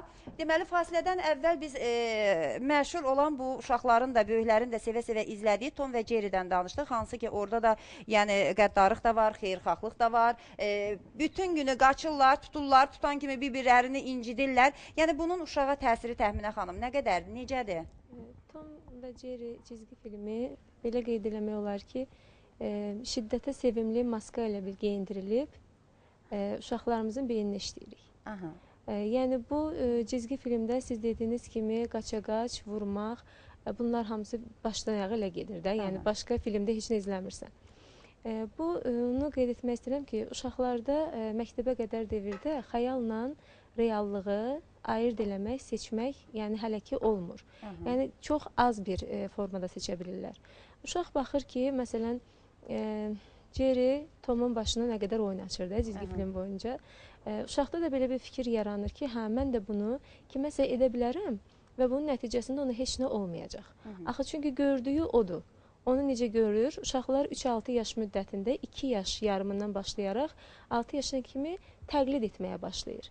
Onun da gördüyü budur və başlayır onu təqlid etməyə. İndi özünüz təsəvvür eləyin, bir uşaq gedir, hansısa uşağın əlindən tutur, bəli, bayaq da xanım qeyd etdi, rozetka, bilmədim, elektrik cərəyanı məsələn vurur əlini. Onda uşaq nə olacaq? Əlbəttə ki, tok keçirəcək və öləcək. Ancaq cizgi filmdə bu kimi hallarda heç nə olmur. Uşaqda da bunu seçmə hələ ki bacarığı inkişaf eləmiş olmadığına görə uşaq bunu ayırt edə bilmir. Bir də bu cizgi filmlər uşaqlarda şiddəti o qədər yaradır ki, uşaqlar hətta hissiyatsızlaşır. Qoyun belə deyək. Yəni, bayaqları birini, yoldaşını kimsə vurduğunu görəndə uşaq ona ürək ağrıyırdı, yazığı gəlirdi, yaxın gedib onu qaldırmaq və yaxud ona kömək etmək istəyirdi. Ancaq indi bilirsiniz nə olur? O artıq buna adi bir hal kimi yanaşır ki, yəni ola bilər də, vurursa vurur. Çünki cizgi filmlərdə qədərindən çox şiddət göstərilir, qədərindən çox. Bir də bu xarici cizgi filmlər uşaqlarda cinsəlliyə meyli çox artırır. İndi bunu da qeyd etmək istəyirəm ki, uşaqlarda erkən anonizm deyilən bir şeyə rast gəlinir. Artıq 3-4 yaşından valideynlər çox müraciət edirlər. Bunlar da əlbəttə ki, səbəbsiz yaranmır. Hamısı bu yaranan, istehsal olunan xarici cizgi filmlərin təsiri altında yaranır. Bunu da düzdür, həllini şükür Allaha ki, tapmaq olur. Ancaq nə qədər az baxsalar uşaqlar bu kimi cizgi filmlərinə və yaxud da yenə dediyim kimi valideynin rəhbərliyi ilə baxsalar çox yaxşı olar. Təşəkkür edirəm Təminə xanım. Çox sağ olun. Buyurun Nəminə xanım. Deyəsən əlavəniz var idi. Buyurun. Sadəcə olaraq əlavə olmaq istəyirəm. Düzgün filmini fikirləşən də çəkən insanlar onu məsələn Tommy və Jerry və yaxud Nupagadi elə bil həyatda başqa cürdür də. Siçan pişikdən qaçır da, elə bil onun ovudur. Amma cizgi filmində elə bil əksini göstərmək istəyirlər də. Güya ki, siçan qalib gəlir də pişiyə. Amma yəni bu, güya ki, bunu ədalətli də, elə bil təbiətdə ədalət baxımından yanaşırlar da. Ancaq bunu uşaq hələ dərk eləmir axı. Bunu dərk eləyə bilər. Məsəl üçün, böyük adam dərk eləyə bilər. Amma 2 yaşında uşaq hələ onu tam analiz, tam götür-qoy eləyə bilmir axı. Bu nəyə görə bu cizgi filmi belə çəkilibdir? Ona görə buna baxmaq olur, amma böyük yaşda. Yəni, kiçik yaşda bu uşağı tamamilə başqa formada, başqa cür formalaşdırır. Tamamilə başqa, özünü uşaq 2 yaşında, 3 yaşında uşaq. Görürsünüzmü, çöldə görür ki, bir pişikmi, nə bilim, əslində elə olmalıdır. Ya hansısa bir heyvan əziyyət çəkir, uşaq ona yanmalıdır ki, bu heyvan əziyyət çəkir də, bu niyə belə oldu? Çünki canlıdır. Amma indi o cizgi filmləri uşağı elə tərbiyə edir ki, uşaq özünü başqasının yerində hiss eləyə bilmir. Yəni, o onun ağrısını hiss elə bilmir ki, o pişiyəmi, o canlıya, hansı bir canlıyasa ziyan gəlir, o ondan əziyyət çəkir. Başa düşürsünüz, yəni cizgi filmləri, bu elə cizgi filmləri, indi hamısını o qaydaya salmaq olmaz. Mənfi tərəfləri budur. Bizim yerli cizgi filmlərində belə götürəndə düzdür, siz vurğuladınız ki, haradasa uşaqların, indiki müasir uşaqların tələblərinə cavab vermir. Ancaq elə cizgi filmlərimiz var ki, hətta illər bundan əvvəl çəkilməsinə baxmayaraq, yəni çox uşaqların tələblərinə çox cavab verir müasir uşaqların. Sadəcə, yəni ya gec-gec yayımlanır, ya satışda mı yoxdur, ya valideynlər mi biraz səhlənkarlıq edir, hansı dövrdə yaşayırıq, müasir bir dövrdə yaşayırıq. Yəni, biz kompüter vasitəsilə tapa da bilərik, uşaqlara biz onu izlədə də bilərik, sadəcə fikir vermirik. Biz cizgi filmlərini bu cür qarşılayırıq ki, uşaqlar əyləşsinlər, vaxtlarını keçirsinlər, biz ya telefonla mı danışaq, ya mətbəxdə vaxtımızı keçirək, yəni yayınırıq. Hansı valideyn uşaqla bərabər əyləşib cizgi filmini izləyir? İzləyirsiniz Lalə xanım, tam səmimi. Bəs işlərinizi necə çatdırırsınız? Ona görə bizim ailədə uşağa 15-20 dəqiqədən artıq cizgi filminə icazə verilir. Hə, o arada da özünüz vaxt ayırırsınız. Çünki nümunəvi valideynlər azdır. Necə gözəl ki, bugün elə siz bizim nümunəvi bir valideynimizsiniz. Bizim 36 saylı Körpələr evi uşaq bağçasında, bizim bağçada açıq məşğələlərdə uşaqlara o qədər gözəl təlim, tərbiyəvi, açıq məşğələlər, məlumatlar verilir ki, hətta ailə evə gələndə cizgi filmi, əvvəllər cizgi filminə meyil göstəricə gəlir, mama, Dədə Qorqudu internetdə qoy, mən Dədə Qorqudda nəsə bir səhnə var, ora baxacam. Ya o gün gəlib, Əhməd haradadır kino filmindən, orada səbət rəqsinə baxacam. Yəni, uşağın gündəlik həyatında, ictimaiyyətdə necə formalaşır, uşağa onlar da təsir göstərir. Düzdür, cizgi filminin də təsiri var. Amma indi hal-hazırda elə valideynlər var, bağçalardan narazıdırlar. Bağçaların müsbət tərəfdən fikirləşə bilmirlər. Amma sırf bizim bağçadan mən qeyd eləmək, vurğulamaq istəyirəm ki, açıq məşğəllərin, orada verilən təlim, tərbiyəvi mövzularda uşaqların fikirlərində, dünya görüşlərində də çox dəyişikliklər olur. Yəni, bağça müəllimləri ora sırf iş üçün gəlirlər. Yəni ki, orada da bütün vaxtlarını bizim uşaqlarımıza ayırırlar. Nə qədər də belə deyək, narazı halımız da olsa, biz heç də narazı qalırıq. Razı qaldığımız vaxtlar daha çox olacaq ki, tam məşğul olurlar. Özə indiki vaxtda doğrudan da bağçalar o qədər gözəlləşib, o qədər diqqət var ki, yəni mən sizinlə tam razıyam. Ancaq üzr istəyirəm, Ayla, Nərminə, bir dəqiqə yanıma gəlin. Yanıma tez gəlin, söz deyəcəm sizə. Tez. Gəlin yanıma. Yanımda dayanın. Biz fasiləyə keçməliyik. Deyin görüm, fasiləmiz var. Keçirik fasiləmizə, sonra davam edəcəyik.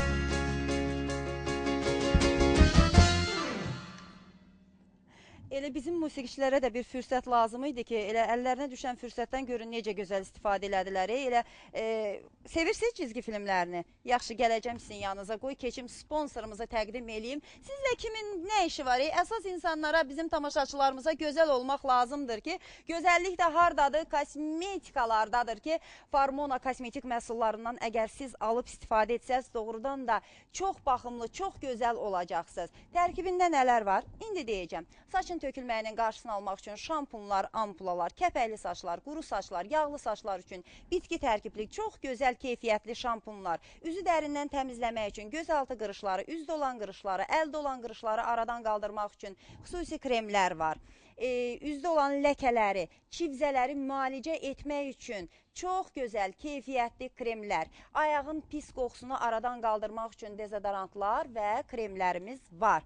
Bir də, bax, siz bu dəqiqə, indi nömrələri xatırladacağım, bu nömrələri yığa bilərsiniz, sifariş edə bilərsiniz. Əgər biraz kənarda yaşayırsınızsa, Azərbaycanın bölgələrinə də çatdırılır. Çatdırılması isə tam ödənişsizdir. Nömrələrimiz isə 022 255 14 11, 055 671 67 54, 070 244 08 15 nömrələri ilə əlaqə saxlaya bilərsiniz.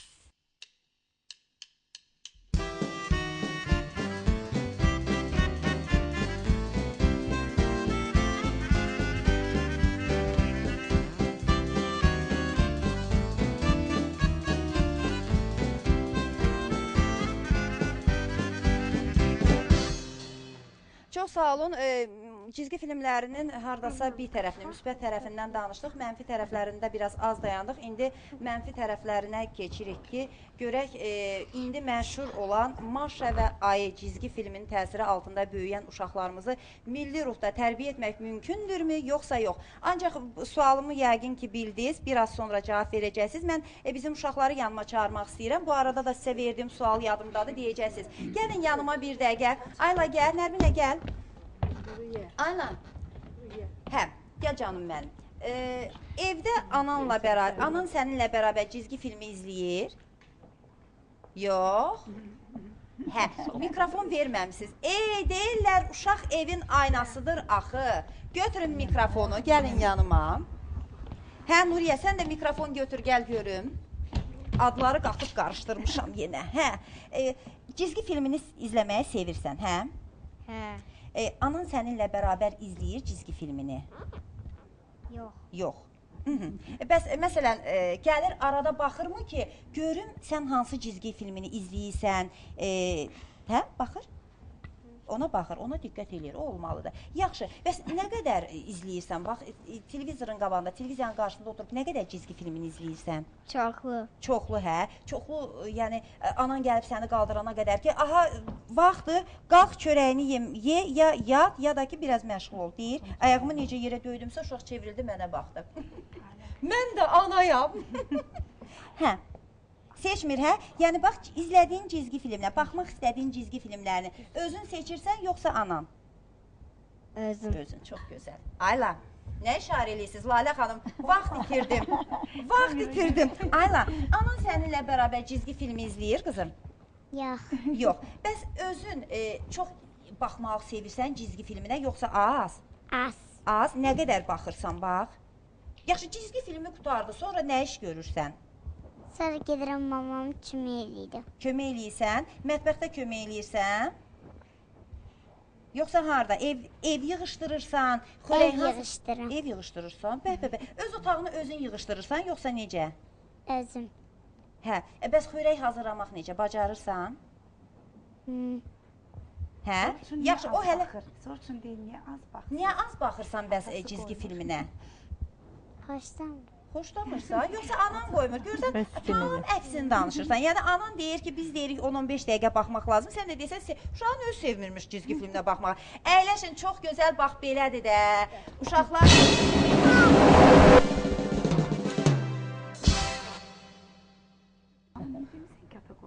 Amin. Qalx gəl yerimdə dayan, veriliş apar. Abala bir xəbər eləyin. Yəni Rəşid ayağa qalxanda bilirəm ki, musiqi səsi gələcək. Nə olub bugün sizə? Ürəyim ayağımın altına düşdü ki.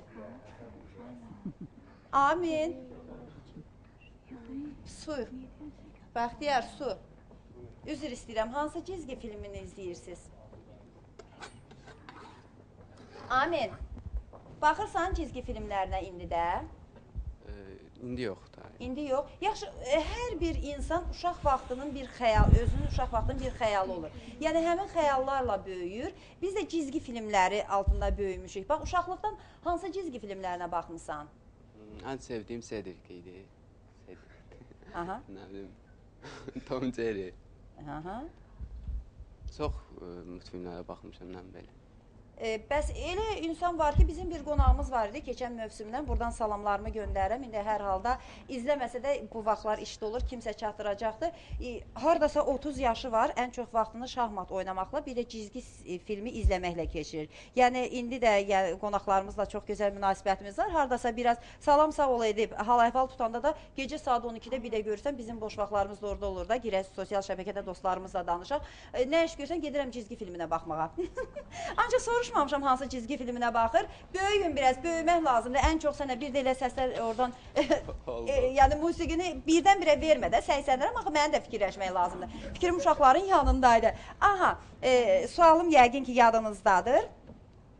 Hansı ki məşhur Ayı və Maşa var. Uşaqlar həmin cizgi filmin təsiri altında. Özdə sizi inandırım ki, bizim bir yaxınımız var ki, onun uşağı hardasa, səhv eləmirəmsə, çox ehtimal ki, səhv etmərəm, 3-4 ayından sonra həmin cizgi filminə baxa-baxa yemək yeyir, yəni yatır, qalxır, salamlarımız həmin xanım mütləq bugün məni izləyir. Yəni həmin təsir altında, cizgi filmin təsiri altında 3-cü dəfədə sualımı təkrar edirəm.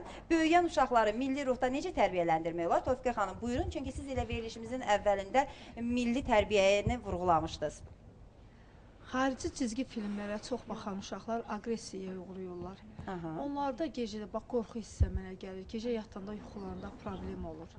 Ona görə mən analara, evdar qadınlar əksəriyyəti öz işlərini görmək üçün, demək olar ki, saatlarla uşaqları televiziya qabağında cizgi filmlərini seyr etməklə uşaqları qoyurlar. Ancaq mən onlara, bəzi analar da heç deyəndə ki, uşaqları bağçaya qoyun, bəzi analar deyir, yox, mən uşağımı gözümdən ayrı qoya bilmərəm. Azərbaycan Respublikasının müasir standartlarına uyğun olaraq bütün bölgələrində gözəl uşaq bağçaları tikilib və istifadəyə verilib. Bu bağçalarımız hər cür şəraitlə təmin olunubdur. Bağçalarımız elə deyil ki, uşaqlar kör təbii olurlar. Uşaqların hər yaşına uyğun onlar gün rejimləri var, məşğələləri var. Gün ərzində uşaqlarımız həftə ilə məşğələrimiz həftə ərzində bölünüblər. Uşaqlar nitq inkişafını, riyaziyyatı, musiqini, fiziki mədəniyyəti, ətraf aləmlə tanışlığı orada öyrənirlər. İnanın ki, bizim bağçadan, bax, bəlkə də indi yəqin ki, seyr eləyirlər. Bizim yaxın özümüzün bağçamızın böyündəki məktəbləri 28-ə, 39-a, 30-a o qədər uşaqlar bizə oradan belə təşəkkür gəlirlər. Həqiqətən, uşaqlarımız o qədər çox gözəl, belə adicə məktəbə hazırlıqdan götürək də, uşaqlarımız şeir, gözəl nağıl, onların dilində qüsurlar aradan qaldırır, cümlələr qurmağı, sözlər qurmağı, sözlərin mənasını düzgün başa düşməyi, riyaziyyatdan düzünə, tərsinə saymağı, ətraf aləmlə hər cəhətdən uşaqlar təmin olunur. Bunu bəzi evdar qadınlara anlamalıdırlar, başa düşməli. Elə bilirlər ki, bağçadan uşaq sərbəstliyə, məktəbə hazır gedir. Demək olar ki. Ancaq evdən gedən uşaqla, bağçadan gedən uşaq bir deyil. Evdən gedən uşaq görürsünüz, məktəbə birinci sinifə göndə neçə gün ağlayır, anam yanımda otursun. Ancaq bağçadan gedən uşaq artıq sərbəst, özü gedir. İndi aşağıdan gəlir uşaqları bizə qoyurlar, özləri atasına, anasına sağ ol deyib çıxıb gedirlər. Uşaq elə bil, nətər deyim, müstəqil böyüyür da, həyata hazır olur, məktəbə hazır olur. Biz belə yola salırıq. İndi nə bilim, nədir? Yəni, sualım biraz kənarda qaldı, ancaq doğrudan da bunu da vurğulamalıydıq Tofiqə xanım, təşəkkür eləyirəm. Ən əsası bu tək evladı olan analardır ki, gözündən kənara qoymaq istəmir, ancaq fikirləşək ki, həmin uşağın evdə heç vaxtını keçirmək üçün bir uşaq da yoxdur ki, uşaq kimi böyüsün. Artıq Təminə xanım, o uşaqla bağçaya gedən uşaq arasında, ya evdə 1, 2, 3 evladı olan uşaqlar, böyüyən, ətrafında böyüyən uşaqlardan fərqi çox böyük olacaq, nəzərə çarpan dərəcədə olacaq yəqin ki. Düzdür, mən başda qeyd söyləmişdim, müsbət tərəfləri kimi cizgi filmləri öyrədici olmağını. Ancaq cizgi filmlər nə qədər öyrədici olsa da, bunu xanım düz vurğulayır. Bağçalarda da çox yüksək səviyyədə həqiqətən inkişaf var. Müəllimlər həqiqətən də uşaqlarla çox yaxşı məşğul olurlar. Bağçaya getməkləri və yaxud da özəl kurslara getməkləri daha yaxşıdır. Məsələn, Pepe cizgi filmində rəngləri öyrədir, saymağı öyrədir, dil öyrədir. Bunları bağçalar da öyrədə bilərlər. Bağçada həm də ki, uşaqlar həm yaşıtları ilə oyunlar oynadıqca, qrup oyunları oynadıqca sosiallaşır. Televizor qarşısında çox əyləşən uşaqlarda zərərli bir də onu deyə bilmək istəyirəm ki, fiziki inkişafında da gerilənmə olur. Axı 3 yaşından 6 yaşına kimi uşaqlara daha çox hərəkətlilik, bu koordinasiyaların inkişafına daha müsbət təsir göstərir. Ancaq bu uzun zaman 3-4 saat onun qarşısında oturmaq onu daha da passivləşdirir. Və uşaqlar fikirlərini ifadə etməkdə çətinlik çəkirlər. Ancaq bağçada olan uşaqlar daha aktiv olurlar. Ümumiyyətlə, Azərbaycanın da belə götürəndə uşaqlar başqa ölkələrə nisbətən yəni aktivliyi biraz azdır. Çünki bizdə uşaqlara sərbəstlik o qədər verilmir. İndi düzdür, uşaqlar bayaq burada vurğuladılar ki, biz özümüz istəmirik televizora baxmaq, az baxırıq. Bax, bu da cizgi filmlərinin yenə roludur. Cizgi filmlərdə mən mərkəzcilik çoxdur. Özünü, hər şeyi mən elədim, hər şeyi mən edirəm. Məsələn, Maşa Medved cizgi filmində Maşa Medvedin başını nə qədər oynaşır, yazdığı nələr eləmir və o cizgi filmi nə qədər hərəkətlidir. Yəni, orada şəxsən mən ümumiyyətlə, televizora baxmağa həvəsli, meyilli insan deyiləm. Ancaq bir dəfə həqiqətən oturdum, baxdım, cizgi filmə başım da fırlandı. Nə qədər hərəkət var, nə qədər hərəkətlilik var. Bu uşaqlara nə kimi, məsələn, müsbət göstərər? Oradan uşaq nə öyrənə bilər, məsələn, yaxşı, heç nə. Uşaq orada nəyi götürəcək? Hərəkətsiz qalacaq, pasiv formada ora baxıb, beyində hər şey devr eləyir. Və başlayır uşaqda eyni hərəkətləri təkrarlamağa. Eynən təkrarlamasa, nələrsə təkrarlayacaq. Bir də ki, valideynlərdən müraciət edirlər ki, uşağım da məsələn qorxmurdu. İndi 2-3 gecədir, gecə yatmaq istəmir, qorxur, deyir anam mənlə yat. Araşdıranda məlum olur ki, həqiqətən də cizgi filmində anasının uşaqla danışında deyir ki, cizgi filminə baxdım, orada deyir, gedib yatmırdı. Qaranlıq olduğuna görə qorxurdu. Mən də fikirləşdim ki, mən də qorxacam gedib qaranlıqda yatmağa, anamla birlikdə yatam. Uşağın beynində oyanışlıq yaratdı. Yəni, səbəbsiz yerdə. Halbuki uşaq tam sərbəst anası ilə deyil, sərbəst otağında yatırdı. Yəni, bu kimi hallarda uşaqlara cizgi filmlərin çox mənfi təsirləri var. Belə götürəndə ümumilikdə, yəni mənə görə həqiqətən də gündə yarım saatdan artıq cizgi film məktəbə qədər yaş dövründə uşaqlara məsləhət görmürəm.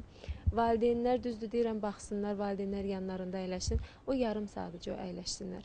Çünki uşaqları sosiallaşmaqları üçün bu bağçalara yönləndirsinlər, kurslara yönləndirsinlər. Uşaqlarla heç yaxşı bağçaya qoymaq istəmir məsələn. Əslində çox vacibdir bağçaya getmək, çünki bağça məktəbə hazırlıq deməkdir. Uşaq bağçaya birbaşa məktəbə gedəndə bağça görməyən uşaq qaydalara düzgün riayət etmək istəmir, müəlliməni dinləmək istəmir. Çünki ailədən gəlib adaptasiya olmağında uzun zaman keçir. Ancaq evdə valideynlər istəsə, uşaqlarla birlikdə oyunlar oynaya bilər, maraqlı oyunlar oynaya bilər. Bu cizgi filminə heç baxmağa elə də ehtiyac qalmaz. Ancaq, buyurun. Mən Maşa ayı bağlı, cizgi filmi bağlı demək istəyirdim. Son vaxtlar elə bil, haradasa bu 2 ay ərzində demək olar ki, kəkələmə problemindən çox, həddindən artıq çox müraciət olubdur da, mənə bir logoped kimi. Siz təsəvvürünüzə gətirin ki, mən dəhşətə gəlirəm ki, axı nəyə görə bu qədər çoxdur? Bu axırıncı dəfə gətirdiyi uşağın 5 yaşı var idi. Kəkələmə əsasən qorxudan olur da, qorxudan üzə çıxır. Düzdür, o sinir sistemin zəifliyi uşaqda olur, yəni onunla uşaq doğulur. Qorxu da buna təkan verir. İndi mən uşağa sual verirəm ki, sən nədən qorxmuşdun belə, deyir, ayıdan. Deyirəm, bizdə ayı var, biz şəhərdə yaşayırıq, nə ayı? Deyir, yox, o televizordakı ayıdan mən qorxmuşdum. Qorxdum, deyir, sonra gecə yatamadım, səhər durdum, kəkələdim. Uşaq öz hisslərini belə izah edir. Bir dəfə də bir uşaq gətirmişlər, valideyn uşağın diqqətsizliyindən şikayət edir ki, uşaq heç cürə diqqət yetirə bilmir, dərsdə, yəni ən azından ev tapşırıqlarını yadında saxlaya bilmir. yəni bir yerdə əyləşib başqa söhbət, o hiperaktivlikdir. Bu normal oturur, amma diqqətini yetirib orada məsələn başa düşmür də. Məsələn müəllim bunu ev tapşırığı verir. Bunu qeyd edə bilmir, yadında saxlaya bilmir, yaza bilmir. Başa düşdünüz belə.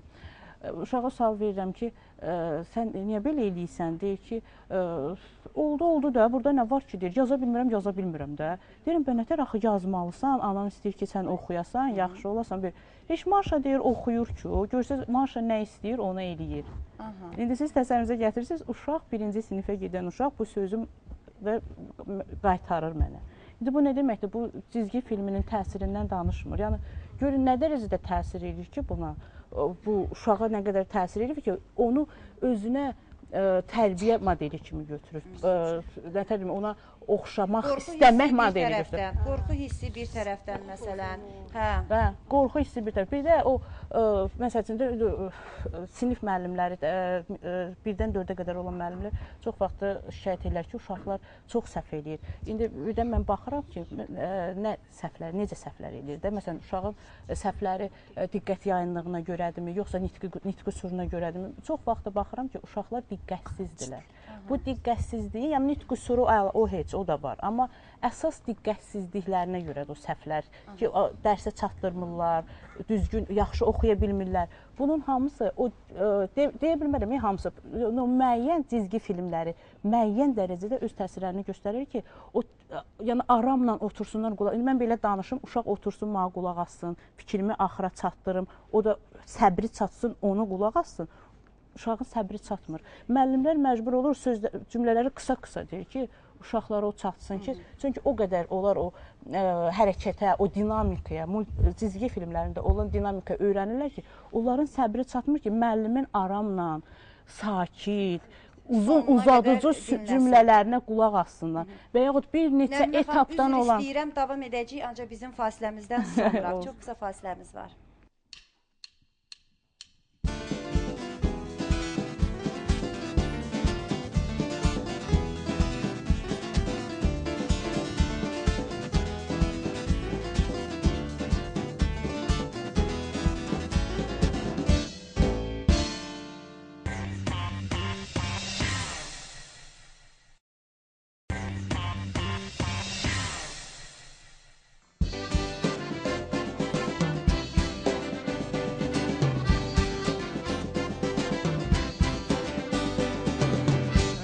Baxtiyarım, baxtımın taxtiyarım. Əzizim baxtiyarım, baxtımın taxtiyarım. Üzündə göz izi var, sənə kim baxtiyarım. Üzündə göz izi var, sənə kim baxtiyarım. Baxtı, baxtı, sənə kim baxtiyarım. Baxtı, baxtı, sənə kim baxtiyarım.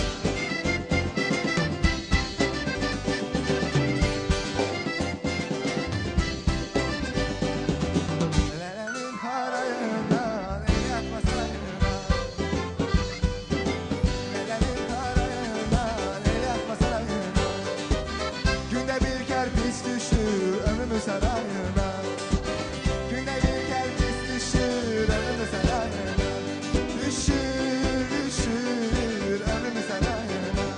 Kerpiç düşür ömrümü sarayına. Əziziyəm bir dəmən, dolduruşum bir dəmən. Əziziyəm bir dəmən, dolduruşum bir dəmən. Ömür keçdi, gün keçdi, cavan olmam bir dəmən. Ömür geçir, gün geçir, cavan olma bir deme.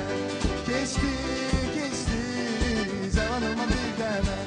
Geçti, geçti, cavan olma bir deme. Geçti, geçti, cavan olma bir deme. Geçti, geçti, cavan olma bir deme. Sağ ol Ayla, Ayla sənin kimi 1000 cavana deyərəm, belə mən. Mənim acığıma hər dəfə bu mahnını oxuyursunuz, hə? Heç də sizdən geri qalmıram. Oxuyursan, oxuyuram. Sadəcə səsimi açmırlar ki, səsim çıxsın. O qədər danışıram ki, siz oxuyan müddətdə deyirlər, heç olmasa qoy bu qızın səsi çıxmasın. Oynayırsınız, oynayıram. Daha nə istəyirsiniz? Bir ifalar qalıb, o da vaxtım yoxdur. Vaxtım olsa keçib ifaları da edərəm. Bu arada... Hər şey gözəldir, elə gözəlliklə də davam eləyək. Mən Ağ Çiçəyim Gül Salonuna təşəkkür edirəm ki, hər gün bizim üçün bax belə bəh, gözəl tər çiçəklər gətirirlər. Siz də bax bu gözəlliyi istəyirsinizsə, onda məhz üz tutun. Gəncə şəhəri, Şeyx Bahaddin 35-də yerləşən Ağ Çiçəyim Gül Salonuna. Xüsusi mərasimlərdə, sevdikləriniz üçün gözəl gül dəstələri bax oradan əldə eləyə bilərsiniz.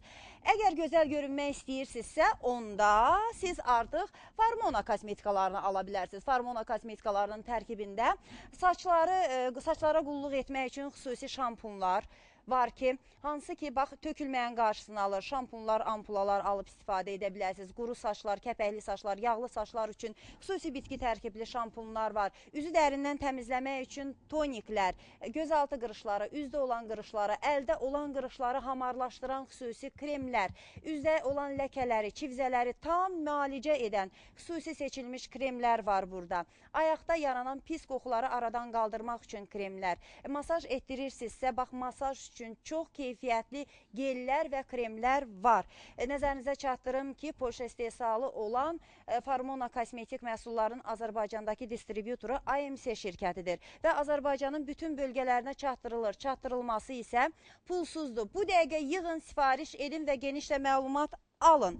Bu telefon vasitələri ilə 022 255 14 11, 055 671 67 54, 070 244 08 15. Keçək görək, bəs Bəxtiyar nə edib? Burada yəni ki, fikirləşərsiniz ki, yadımdan çıxıbdımı, yoxsa nədir mi? Yo. Bəxtiyar mənim həmişə yadımdadır, hə Bəxtiyar?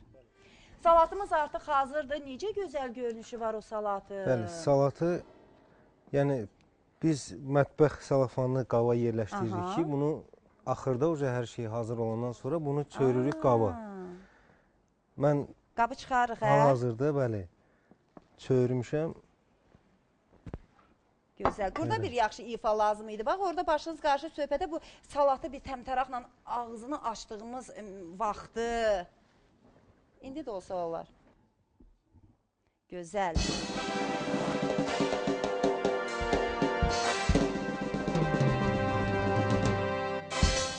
Süper. Aha, salatımız elə süperdir. Necə gözəl. Doğrudan çox bəyəndim. Yeməkdən çox baxmağı sevirəm. Bilsiz niyə görə? Haradasa masanı hazırlayanda bax belə gözəl salatlar olanda başqa aksesuarlara artıq yer ayırmırıq. Ən uzağı ağ çiçəyimdən bir gözəl gül dəstəsi qoymaq olar, bəziyib gözəl bir şəkildə.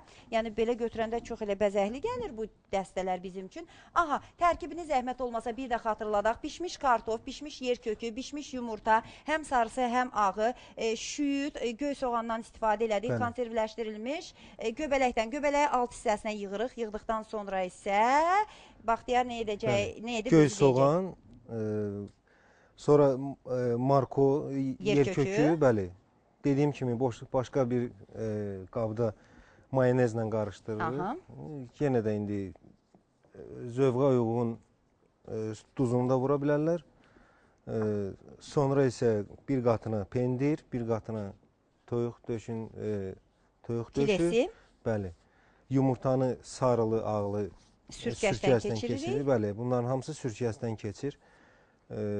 Alt cərgəsinə də kartofu qoyuruq ki, yəni kartof prez möhkəm deyəni salatı pres vəziyyətinə salırıq bizim hazırlayacağımız. Əvvəlcə mətbəx salafanına salırıq və pres vəziyyətində yığırıq. Yığdıqdan sonra isə çox presləmək lazımdır ki, bax bu cür salatımız çıxsın. Görün nə gözəldir. Bu gözəllikdən keçmək olmaz. Yəni belə salatlar hazırlamayıq, indidən iştahım açılır. Belə və kokteylimizə keçid alırıq. Kokteyldə hansı meyvələrdən istifadə edəcəksən onu da denən. Çünki bizim uşaqların ürəyi doludur. Bayaqdan heç yer ayırmamışam. Biraz rəqs etdilər, şeyləri var. Kokteylimizdə səhər içməli, yəni energetik bir kokteyldir. Enerji dolu kokteyldir. Deməli, səni sağ olasan. Günorta gəlib çatıb. Bunu əvvəldən hazırlamaq lazım idi ki, içim enerjiyə gəlim. Səhər gələndə sizin üçün hər dəfə deyirsən, heç eləmirsən. Deməkdənsə göstərmək lazımdır. Hə. Deməli, banan, şaftalı, apelsin, limon, bir də yaşıl almadan istifadə edəcəyik. Blender vasitəsilə az miqdarda su əlavə edirik. Bu suyu nə üçün əlavə edirsən? Suyu əlavə edirik ki, yəni kokteyl öz formasını alsın. Yəni quru-quru bu blenderdə qarışmır. Biraz yaxşı alınmır. Yəni su əlavə eləyəndə Daha kokteylimiz, tez qarışır, daha gözəl alınır. Çox sağ ol Bəxtiyar, əlinə sağlıq. Görək kokteyl necə alınacaq. Keçək bizim qonaqlarımıza, görək. Ayla bizim üçün şeir söyləmək istəyirdi. Hə, Ayla? Ancaq yəqin ki, siz sözünüzü unutmamısınız. Davam edəcək. Uşaqların diqqətli olmamağına Təminə xanım da yəqin fikrini bildirəcək ki, görək hansı hallarda uşaqlar diqqətli olmurlar. Ayla, şeir deyəndə nə etməlisən? Ayağa qalxmalısan, yaxşı görsənməlisən, özün yaxşı görsəndikdən sonra keçid alırsan şeirini deməyə. Buyur. De.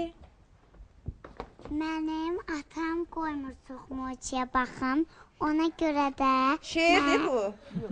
Sözün deyil. Bu, üzr istəyirəm Ayla, bağışla. Yəni dedim bəlkə şeir yazmırsan. Hə, atan qoymur cizgi filminə baxmağa. Hə, ona görə də atam mənə şeir öyrədir. Ona görə də mən televizora az baxıram. Hə, nə gözəl. Bax, ay atalar, görürsünüz, Aylanın atası necə yaxşıdır. Yəni, o atan işləyir. Harada işləyir? Əgərsizdir. Nə işləyir? Atan orada nə işləyir? Biz bir yerdə işləmişik sənin atanla. Ona görə də təsdiqləyirəm sənin dediklərini ki, çox diqqətli atam var. Bilirəm ki, boş vaxtlarında yəni səninlə vaxt keçirməyi sevir. Hə, buyurun, imkan verməyəcək ki, uşaq ürəyini boşaltsın. Nahaq yerə mən bu valideyni seçməmişəm. Ayla mənim hazırlıq qrupundadır. Bəli. Lalə müəllimə də ingilis dili müəlliməsidir. Bu evdə ailə ilə bağçanın birgə işindən mən müşahidə eləmişəm ki, bu ailədə çox böyük uşağa nəzarət var, qayda, qanun var. Ona görə mən həmişə Lalə xanımı görəndə mən ona minnətdarlıq eləyirəm ki, yəni bu cür tərbiyəli uşaqlar böyüdürlər. Bir də ki, çizgi filmlərinə baxanda, bayaq Laqafet xanımın sözlərinə istinadən deyirəm ki, bizim Azərbaycan çizgi filmləri çox gözəldir. Onlarda tərbiyə və əhəmiyyəti çox böyükdür uşaqlar üçün. Mən iki uşaq misal çəkim sizə. Bir uşaq Azərbaycan çizgi filminə oturub baxır, izləmişəm mən bunları. Uşaq o qədər aludə olur ki, multfilmi, diqqətlə oturub tam sakit tərzdə bu multfilmi izləyir. Bağışlayın, çizgi filmini izləyir. Amma digər uşaq, demək, xarici çizgi filminə baxır. Burada atışma var, səsli, küylü, belə səhnələr var. Uşaq çizgi filmi gedə-gedə, uşaq durur yerində hoppanır, yıxılır, kimsə vurur, atır. Amma buradan mən belə müşahidə elədim ki, öz Azərbaycan çizgi filmlərimizin əhəmiyyəti uşaqların həyatında çox böyük rolu var.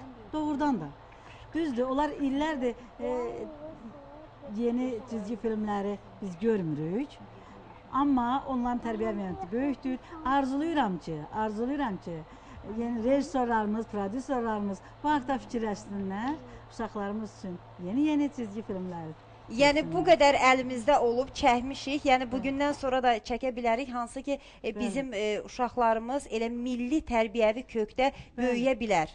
Bəli, müasir tələblərə cavab versin. Biz bağçada uşaqlara yeni təlim üsulları ilə keçirik. Məşğələ proseslərində biz çizgi filmlərindən istifadə edirik. Məsələn, mənim açıq məşğələm olubdur şəhər üzrə. Ailə orada Tık-Tık xanım rolunda çıxış edib. Çox gözəl, böyük səviyyədə, yüksək səviyyədə qarşılanıbdır. Yəni belə biz özümüz də bunu uşaqlara nümayiş etdiririk az bir müddətdə. Ailədə də hər şeyin qaydası, qanunu var. Eləcə də çizgi filmlərinin uşağın beyni yorulur. Uşaqda gedə-gedə elə bil beyin prosesində ləngimə olur. Düzdür, psixoloqun, laqafetin sözlərinə müdaxilə eləmək istəmirəm. Yəni ki, hər bir insan ailədə də, yəni siz elə bir yerdə işləyirsiniz ki, bağça müəlliməsiz, siz də uşaqlarla bir psixoloq kimi rəftar eləməlisiniz. Bəli, biz psixologiya keçmişik, uşaq psixologiyasına çox yaxşı bələdik. Bəli, bunlar hamısı birlikdə, biz hər uşaq bağçaya gələndə, hər uşağın öz psixikasına bələd oluruq əvvəlcədən. Ona görə ondan rəftar eləyirik. Uşaq, hər cür uşaq gəlir, ağlayır, belə olur, biz onu kirləb, elə olur, bizi vurur uşaq. Yəni biz bu uşağı elə tədircəncəyik, sonra uşaq özü gəlir valideynlə, sakitcə oturur yerində, valideynlə görüşür və biz keçirik öz təlim prosesimizə. Çox sağ olun, əksik olmayın. Şahin, bir dəqiqə mikrofonu götür, zəhmət olmasa sözüm var sənə. Bizim dahi Müslüm Maqamayevi, yəni çox sevirsən, bilirəm, atasının adını da bilirsən, hə, nədir? Məhəmməd Maqamayev, sən bilirsən ki, 30-a yaxın cizgi filmi yəni çəkib. Bilirdiniz bunu? Səsiniz fəaliyyət. Hə, yəni 30-a yaxın cizgi filmini çəkib. Mən də bunu yəni ki, verilişimizin əsasında yəni maraqlananda bilmişəm. Bax görürsən, yəni ən sevdiyiniz bir bizim dahi bir musiqiçimiz olduğuna görə dedim. Yəni dərinliklərini öyrənmək lazımdır. Yox, Şahin belə qaldı. Dondu. Bax, hərdən sizi bu cür donduracam mən burada. Siz əslində biz musiqi nəzəriyyəsi, bəstəkarlıq, ümumiyyətlə musiqi ədəbiyyatından bəstəkarlar haqqında geniş məlumat almışıq. Yəni ola bilsin hansısa məqam yadımızdan çıxır, amma o demək deyil ki, biz musiqinin dərinliklərini bilmirik. Yəqin ki də çox məlumatı yadınızda saxlamalısınız. Yəni insanın o qədər də məlumatı yadda saxlamaq elə çox da vacib deyil. Sizin üçün musiqi tərəfi lazımdır ki, o musiqi tərəfində yadınızda saxlamısınız. Bəs Nupaqadini kim sevirdi? Hə, bəs onu kim çəkib? Hə. Kim? Sayız Mutbi. Yox. Anatoli Popov. Papanov. Volk rolunda oynayır. Papanov. Canavar. Qurd. Nə canavar da? Canavar. Papanov. Demişəm, rusca danışma. Bəli. Belə, yaxşı. Burada deməli, burada studiyamızda sorğu-sualımız bitdiyinə görə sizinlə davam edir Nəbinə xanım. Çünki fikriniz yarımca. Yo, üzr istəyirəm, üzr istəyirəm. Ayla, indi məndən küstün, hə? Hə, şeir deməliydin. Atan sənə, yəni ki, çox icazə vermir cizgi filminə baxmağa və deyir ki, çox şeir əzbərlə. Doğrudan da şeirin də yaddaşı möhkəmləndirir, hə? Buyur, şeiri danış. Ayla. Sözün varsa sözünü də deyə bilərsən, Ayla. İndi pisəcək. Я люблю свой сад. Наш садик, о нем полном ребят.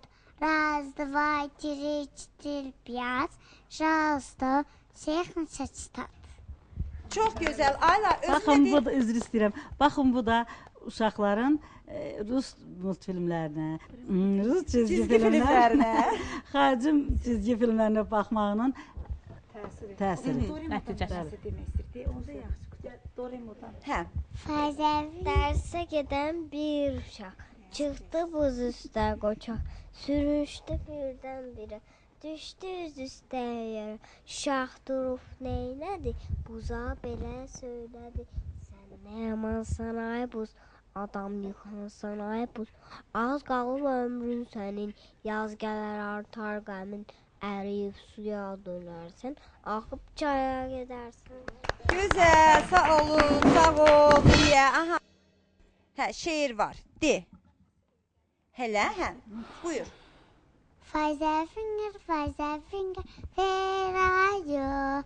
Here I am, how do you do?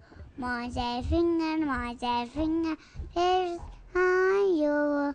Here I am, how do you do? Sağ ol Ayla, çox gözəl. Bax, diqqətlidir. Yəni cizgi filmlərdə uşağın yəqin ki özündən asılıdır, hə? İngilis dilində. Hə, ingilis dilində, bəli, baxdığı cizgi filmdən. Uşaqların hər biri eyni deyil. Ümumiyyətlə hər kəs fərdidir də, yəni. Uşaqlarda indi bu kimi yaxşıdır. Gördünüzmü? Həm rus dilində dedilər, həm ingilis dilində. Ancaq davamlı eyni dildə cizgi filminə baxmaq zərərlidir. Məsələn, uşağa sual verirsən, türk dilində danışır. Adi vaxtda türk dilində danışır. Yəni bu artıq uşağın öz dili, ana dilinə çevrilir. Biz buna diqqət eləməliyik. Bu da bayaqdan da hər kəs qeyd edir ki, Azərbaycanda istehsal olsa cizgi filmləri çox yaxşı olar. Diqqət yayılma problemini də bayaq demişdiniz. Bu ondan irəli gəlir ki, cizgi filmlər qədərindən çox hərəkətlidir. Yəni əsas bunu deyirəm də, yəni başqa səbəblər də ola bilər. Diqqət yayılmada yəni eyni konkret bir səbəb olmaya da bilər ki, cizgi filmdən irəli gəlir. Ancaq əsasən cizgi filmi qarşısında çox oturub baxanda uşaqlarda diqqət yayılma problemi, hiperaktivlik yaranır. Çox gözəl. Bəli, biz hardasa biraz şikayət elədik ki, cizgi filmləri yoxdur. Ancaq bizim hardasa yetəri qədər cizgi filmlərimiz var ki, bəlkə də valideynlər bunu xatırlamırlar. Mən birazını götürmüşəm, istəyirəm adlarını burada çəkim. Valideynlər də götürsünlər bunu, yenə deyirəm, müasir bir zamanda hardan olsa deməyin ki, satışda yoxdur. Ən azından bizim uşaqlarımızın vaxtı hər kəs bilir ki, kompüter qarşısında çox keçir. Heç heç olmasa axtarın, tapın, qoy uşaqlar izləsinlər. Pıspısa və xanım, Sıçan bəy, cücələrim, tülkü həccə gedir. Sonra meşəyə insan gəlir, sehirli ağac, taya, dəcəl dovşan, sandıq, sən belə cumbullusan, sehirli ləçək. Bax, bu kimi yəni çoxdur bizim cizgi filmlərimiz. Yəni mən vaxtımı çox buna ayırmaq istəmirəm. Hacirə xanım, cizgi filmlər çoxdur. Mən şəxsən özüm bu yaxınlarda uşaq musiqilərini axtardım internetdəki. Yəni qrup oyunlarından qabaq uşaqlara uşaq musiqiləri dinlədim. Əlbəttə ki, Azərbaycanı axtardım, birinci Azərbaycanda. Demək olar ki, oradan heç bir mənə hərəkətli, maraqlandıran uşağı düzgün mahnılar tapa bilmədim. Sonra elə özüm də valla keçdim, türkdən başladım tapmağa. Çünki yəni konkret tələbatımızı ödəmir. Yəni söhbət ondan gedir. Çox ləngdir, çox hərəkətlər çox yavaşdır, rəngarəngliyi azdır. Yəni maraqlandıran bir cizgi filmlər çəkilməlidir. Maraqlandıran bir uşaq musiqiləri yazılmalıdır, bəstələnməlidir. Söhbət ondan gedir. Yəni müasir cizgi filmlərində də uşaqları elə ona görə də cəlb edən budur ki, hardasa aktivlik var. Buyurun, xanım, siz adlarını dediyiniz cizgi filmlərinə uşaq bir dəfə baxır. İndiki uşaqlar, məsələn, mən bu yaşımda çox xoşlayıram. Siz dedikləriniz bütün cizgi filmlərinə baxıram. Amma müasir uşağa o maraqlı bir dəfə baxar. Sonra onu ikinci dəfə onu gəlir həddindən artıq dərin onu təhlil eləyəsən uşağa, onun məzmununu, orada onu çəkən nə demək istəyirdi, müəllifin məqsədini başa salasan, ya da ki, uşaq ona bir dəfə baxa bilər. Sonra ona maraqsızdır o. Ən azından bir məna var. Yəni biri var, yenə deyirəm, doğrudan da hansı ki bizim indi burada belə gəldi, çıxdı ki, müasir cizgi filmlər daha maraqlıdır. Hansı ki, Maşa və Aydev, yəni Tom Jerry'də, ancaq orada da heç bir məna yoxdur da. Belədir ki, elə qaçaqış, tutatut, vura-vura. Müasir uşaqlara o maraqlıdır. Amma biz nə etməliyik? Biz elə bil həmin Tıktı xanımı götürək, tematika qalsın, mövzu qalsın. Sadəcə olaraq onu biraz başqa yöndə eləsin, müasirləşdirsinlər, ya silsilə eləsinlər. Məsələn, bir neçə hissədən ibarət olsun və yaxud Qız qalasını biraz başqa cür eləsinlər. Yəni, müasir tələbatlara, uşağın tələbatına cavab verən dərəcədə olsun. Başa uşaq çox öyrənib, rəngarəngliyə, həddən artıq tələfkənliyə çox öyrənibdir. İndi bayaq mən demək istəyirdim, bu, yəni, uşaq o qədər xarici cizgi filmlərinə baxır ki, dünya görüşü tamamilə başqadır. İndi biz 10 il bundan qabaqki uşaqları, müasir uşaqları, məsələn 10 yaşında, 12 yaşında uşaqları götürsək, indiki uşaqlar görərik ki, fərq var. Ondan 20 ili götürsək, görək dünyalar qədər fərq var. Yəni ki, bunun hamısı o ətrafın uşağa təsirindəndir. Bu ətrafın içində də cizgi filmləri böyük rol oynayır. Çünki bayaq dediyim kimi, çox vaxtını müasir uşaqlar televizorun qabağında keçirdir. Uşaqların, anaların vaxtı yoxdur. Uşaqlarla otursunlar, kitab oxusunlar, nağıl danışsınlar uşağa və yaxud oynasınlar. Bayaq psixoloq qeyd etdi ki, oyun təşkil eləsinlər. Oyun uşağın həyatında demək olar ki, ən mühüm rol oynamalıdır. Çünki onu sosiallaşmağa öyrədir. Bunu da kim öyrətməlidir? Uşaq doğulan kimi onu ağ kağızda. Valideyn onu yönləndirməlidir. İndi burada hamımız uşaqlarla işləyirik. Eləcə uşağa baxanda sən artıq bilirsən ki, bu uşaqla valideyn işləyir, yoxsa ki, məşğul olur, yoxsa valideyn nə qədər vaxtını sərf edir uşağa. Mən də demək istərdim ki, yəni valideynlər lap Azərbaycan cizgi filmi olsun, xarici cizgi filmlər olsun, özləri, öz uşaqlarını maarifləndirsələr, özləri uşaqlarla oynasalar, gəzdirsələr, hər şey haqqında danışsalar, bu daha yaxşı olar. Ona, necə deyim, uzun müddət, böyük vaxt da lazımdır. Uşaqla gəlsən, bağça yaparsan, əlindən tutursan, sən susursan, uşaq da susur. Bu, ananın tərbiyəsindən düşmüş bir vaxtdır. Həmin vaxt ana danışmalıdır. Bax, bu yarpaqdır, bax, bu niyə saralıbdır, ona görə ki, indi ağzı təsirdir. Yəni, gözü ilə gördüyü bəzi şeyləri başa salmalıdır. Uşaq oturub, ana da orada ona yemək hazırlayır. Gözləyir ki, ana ona yemək verməlidir. Həmin vaxtda ana susur, uşaq da susur. O, tərbiyədən düşən bir vaxtdır. Geri ana daima danışsın, müşahidə eləsin, elədiyi hərəkətləri izah eləsin. Bir də uşaqlar valideynlərin dediklərindən çox hərəkətlərini götürürlər. Ona görə deməkdən çox uşağı yaxşı tərbiyə eləməkdən ötürür, gərək özün yaxşı olasan. Ki, sənin nəticəndə də uşaq yaxşı olsun. Çox sağ olun, təşəkkür edirəm. Doğrudan da elə evladı dünyaya gətirməklə deyil, onu həyata qatmaq üçün onun elə ta ana bətnindən olandan işləmək, məşğul olmaq lazımdır ki, gələcəkdə də bir vətənə layiqli bir insan yetişdirək. Təşəkkür edirəm. Bütün mövzularımızda sonunda günah həmişə valideynlərdə qalır. Hansı ki, bütün günah da deyəndə bütün ağırlıq valideynlərin üzərinə düşür. Təşəkkür edirəm. Çox sağ olun, gəldiniz. Çox gözəl fikirlərinizi açıqladınız. Çox gözəl məsləhətlər verdiniz. Yəqin ki, tamaşaçılarımız da baxdılar, izlədilər, nəyi necə etmək lazımdırsa, bugünə qədər etməmiş olduqları bir şeyləri başqa cür edərlər yəqin ki. Çox sağ olun. Bu qədər. Bitirdik. Bəxtiyar, çox sağ ol, təşəkkür eləyirəm hazırladığım bu gözəl kokteyl üçün, salat üçün. Sonunda kokteylin dadına baxım, salatın dadına baxa bilmədim.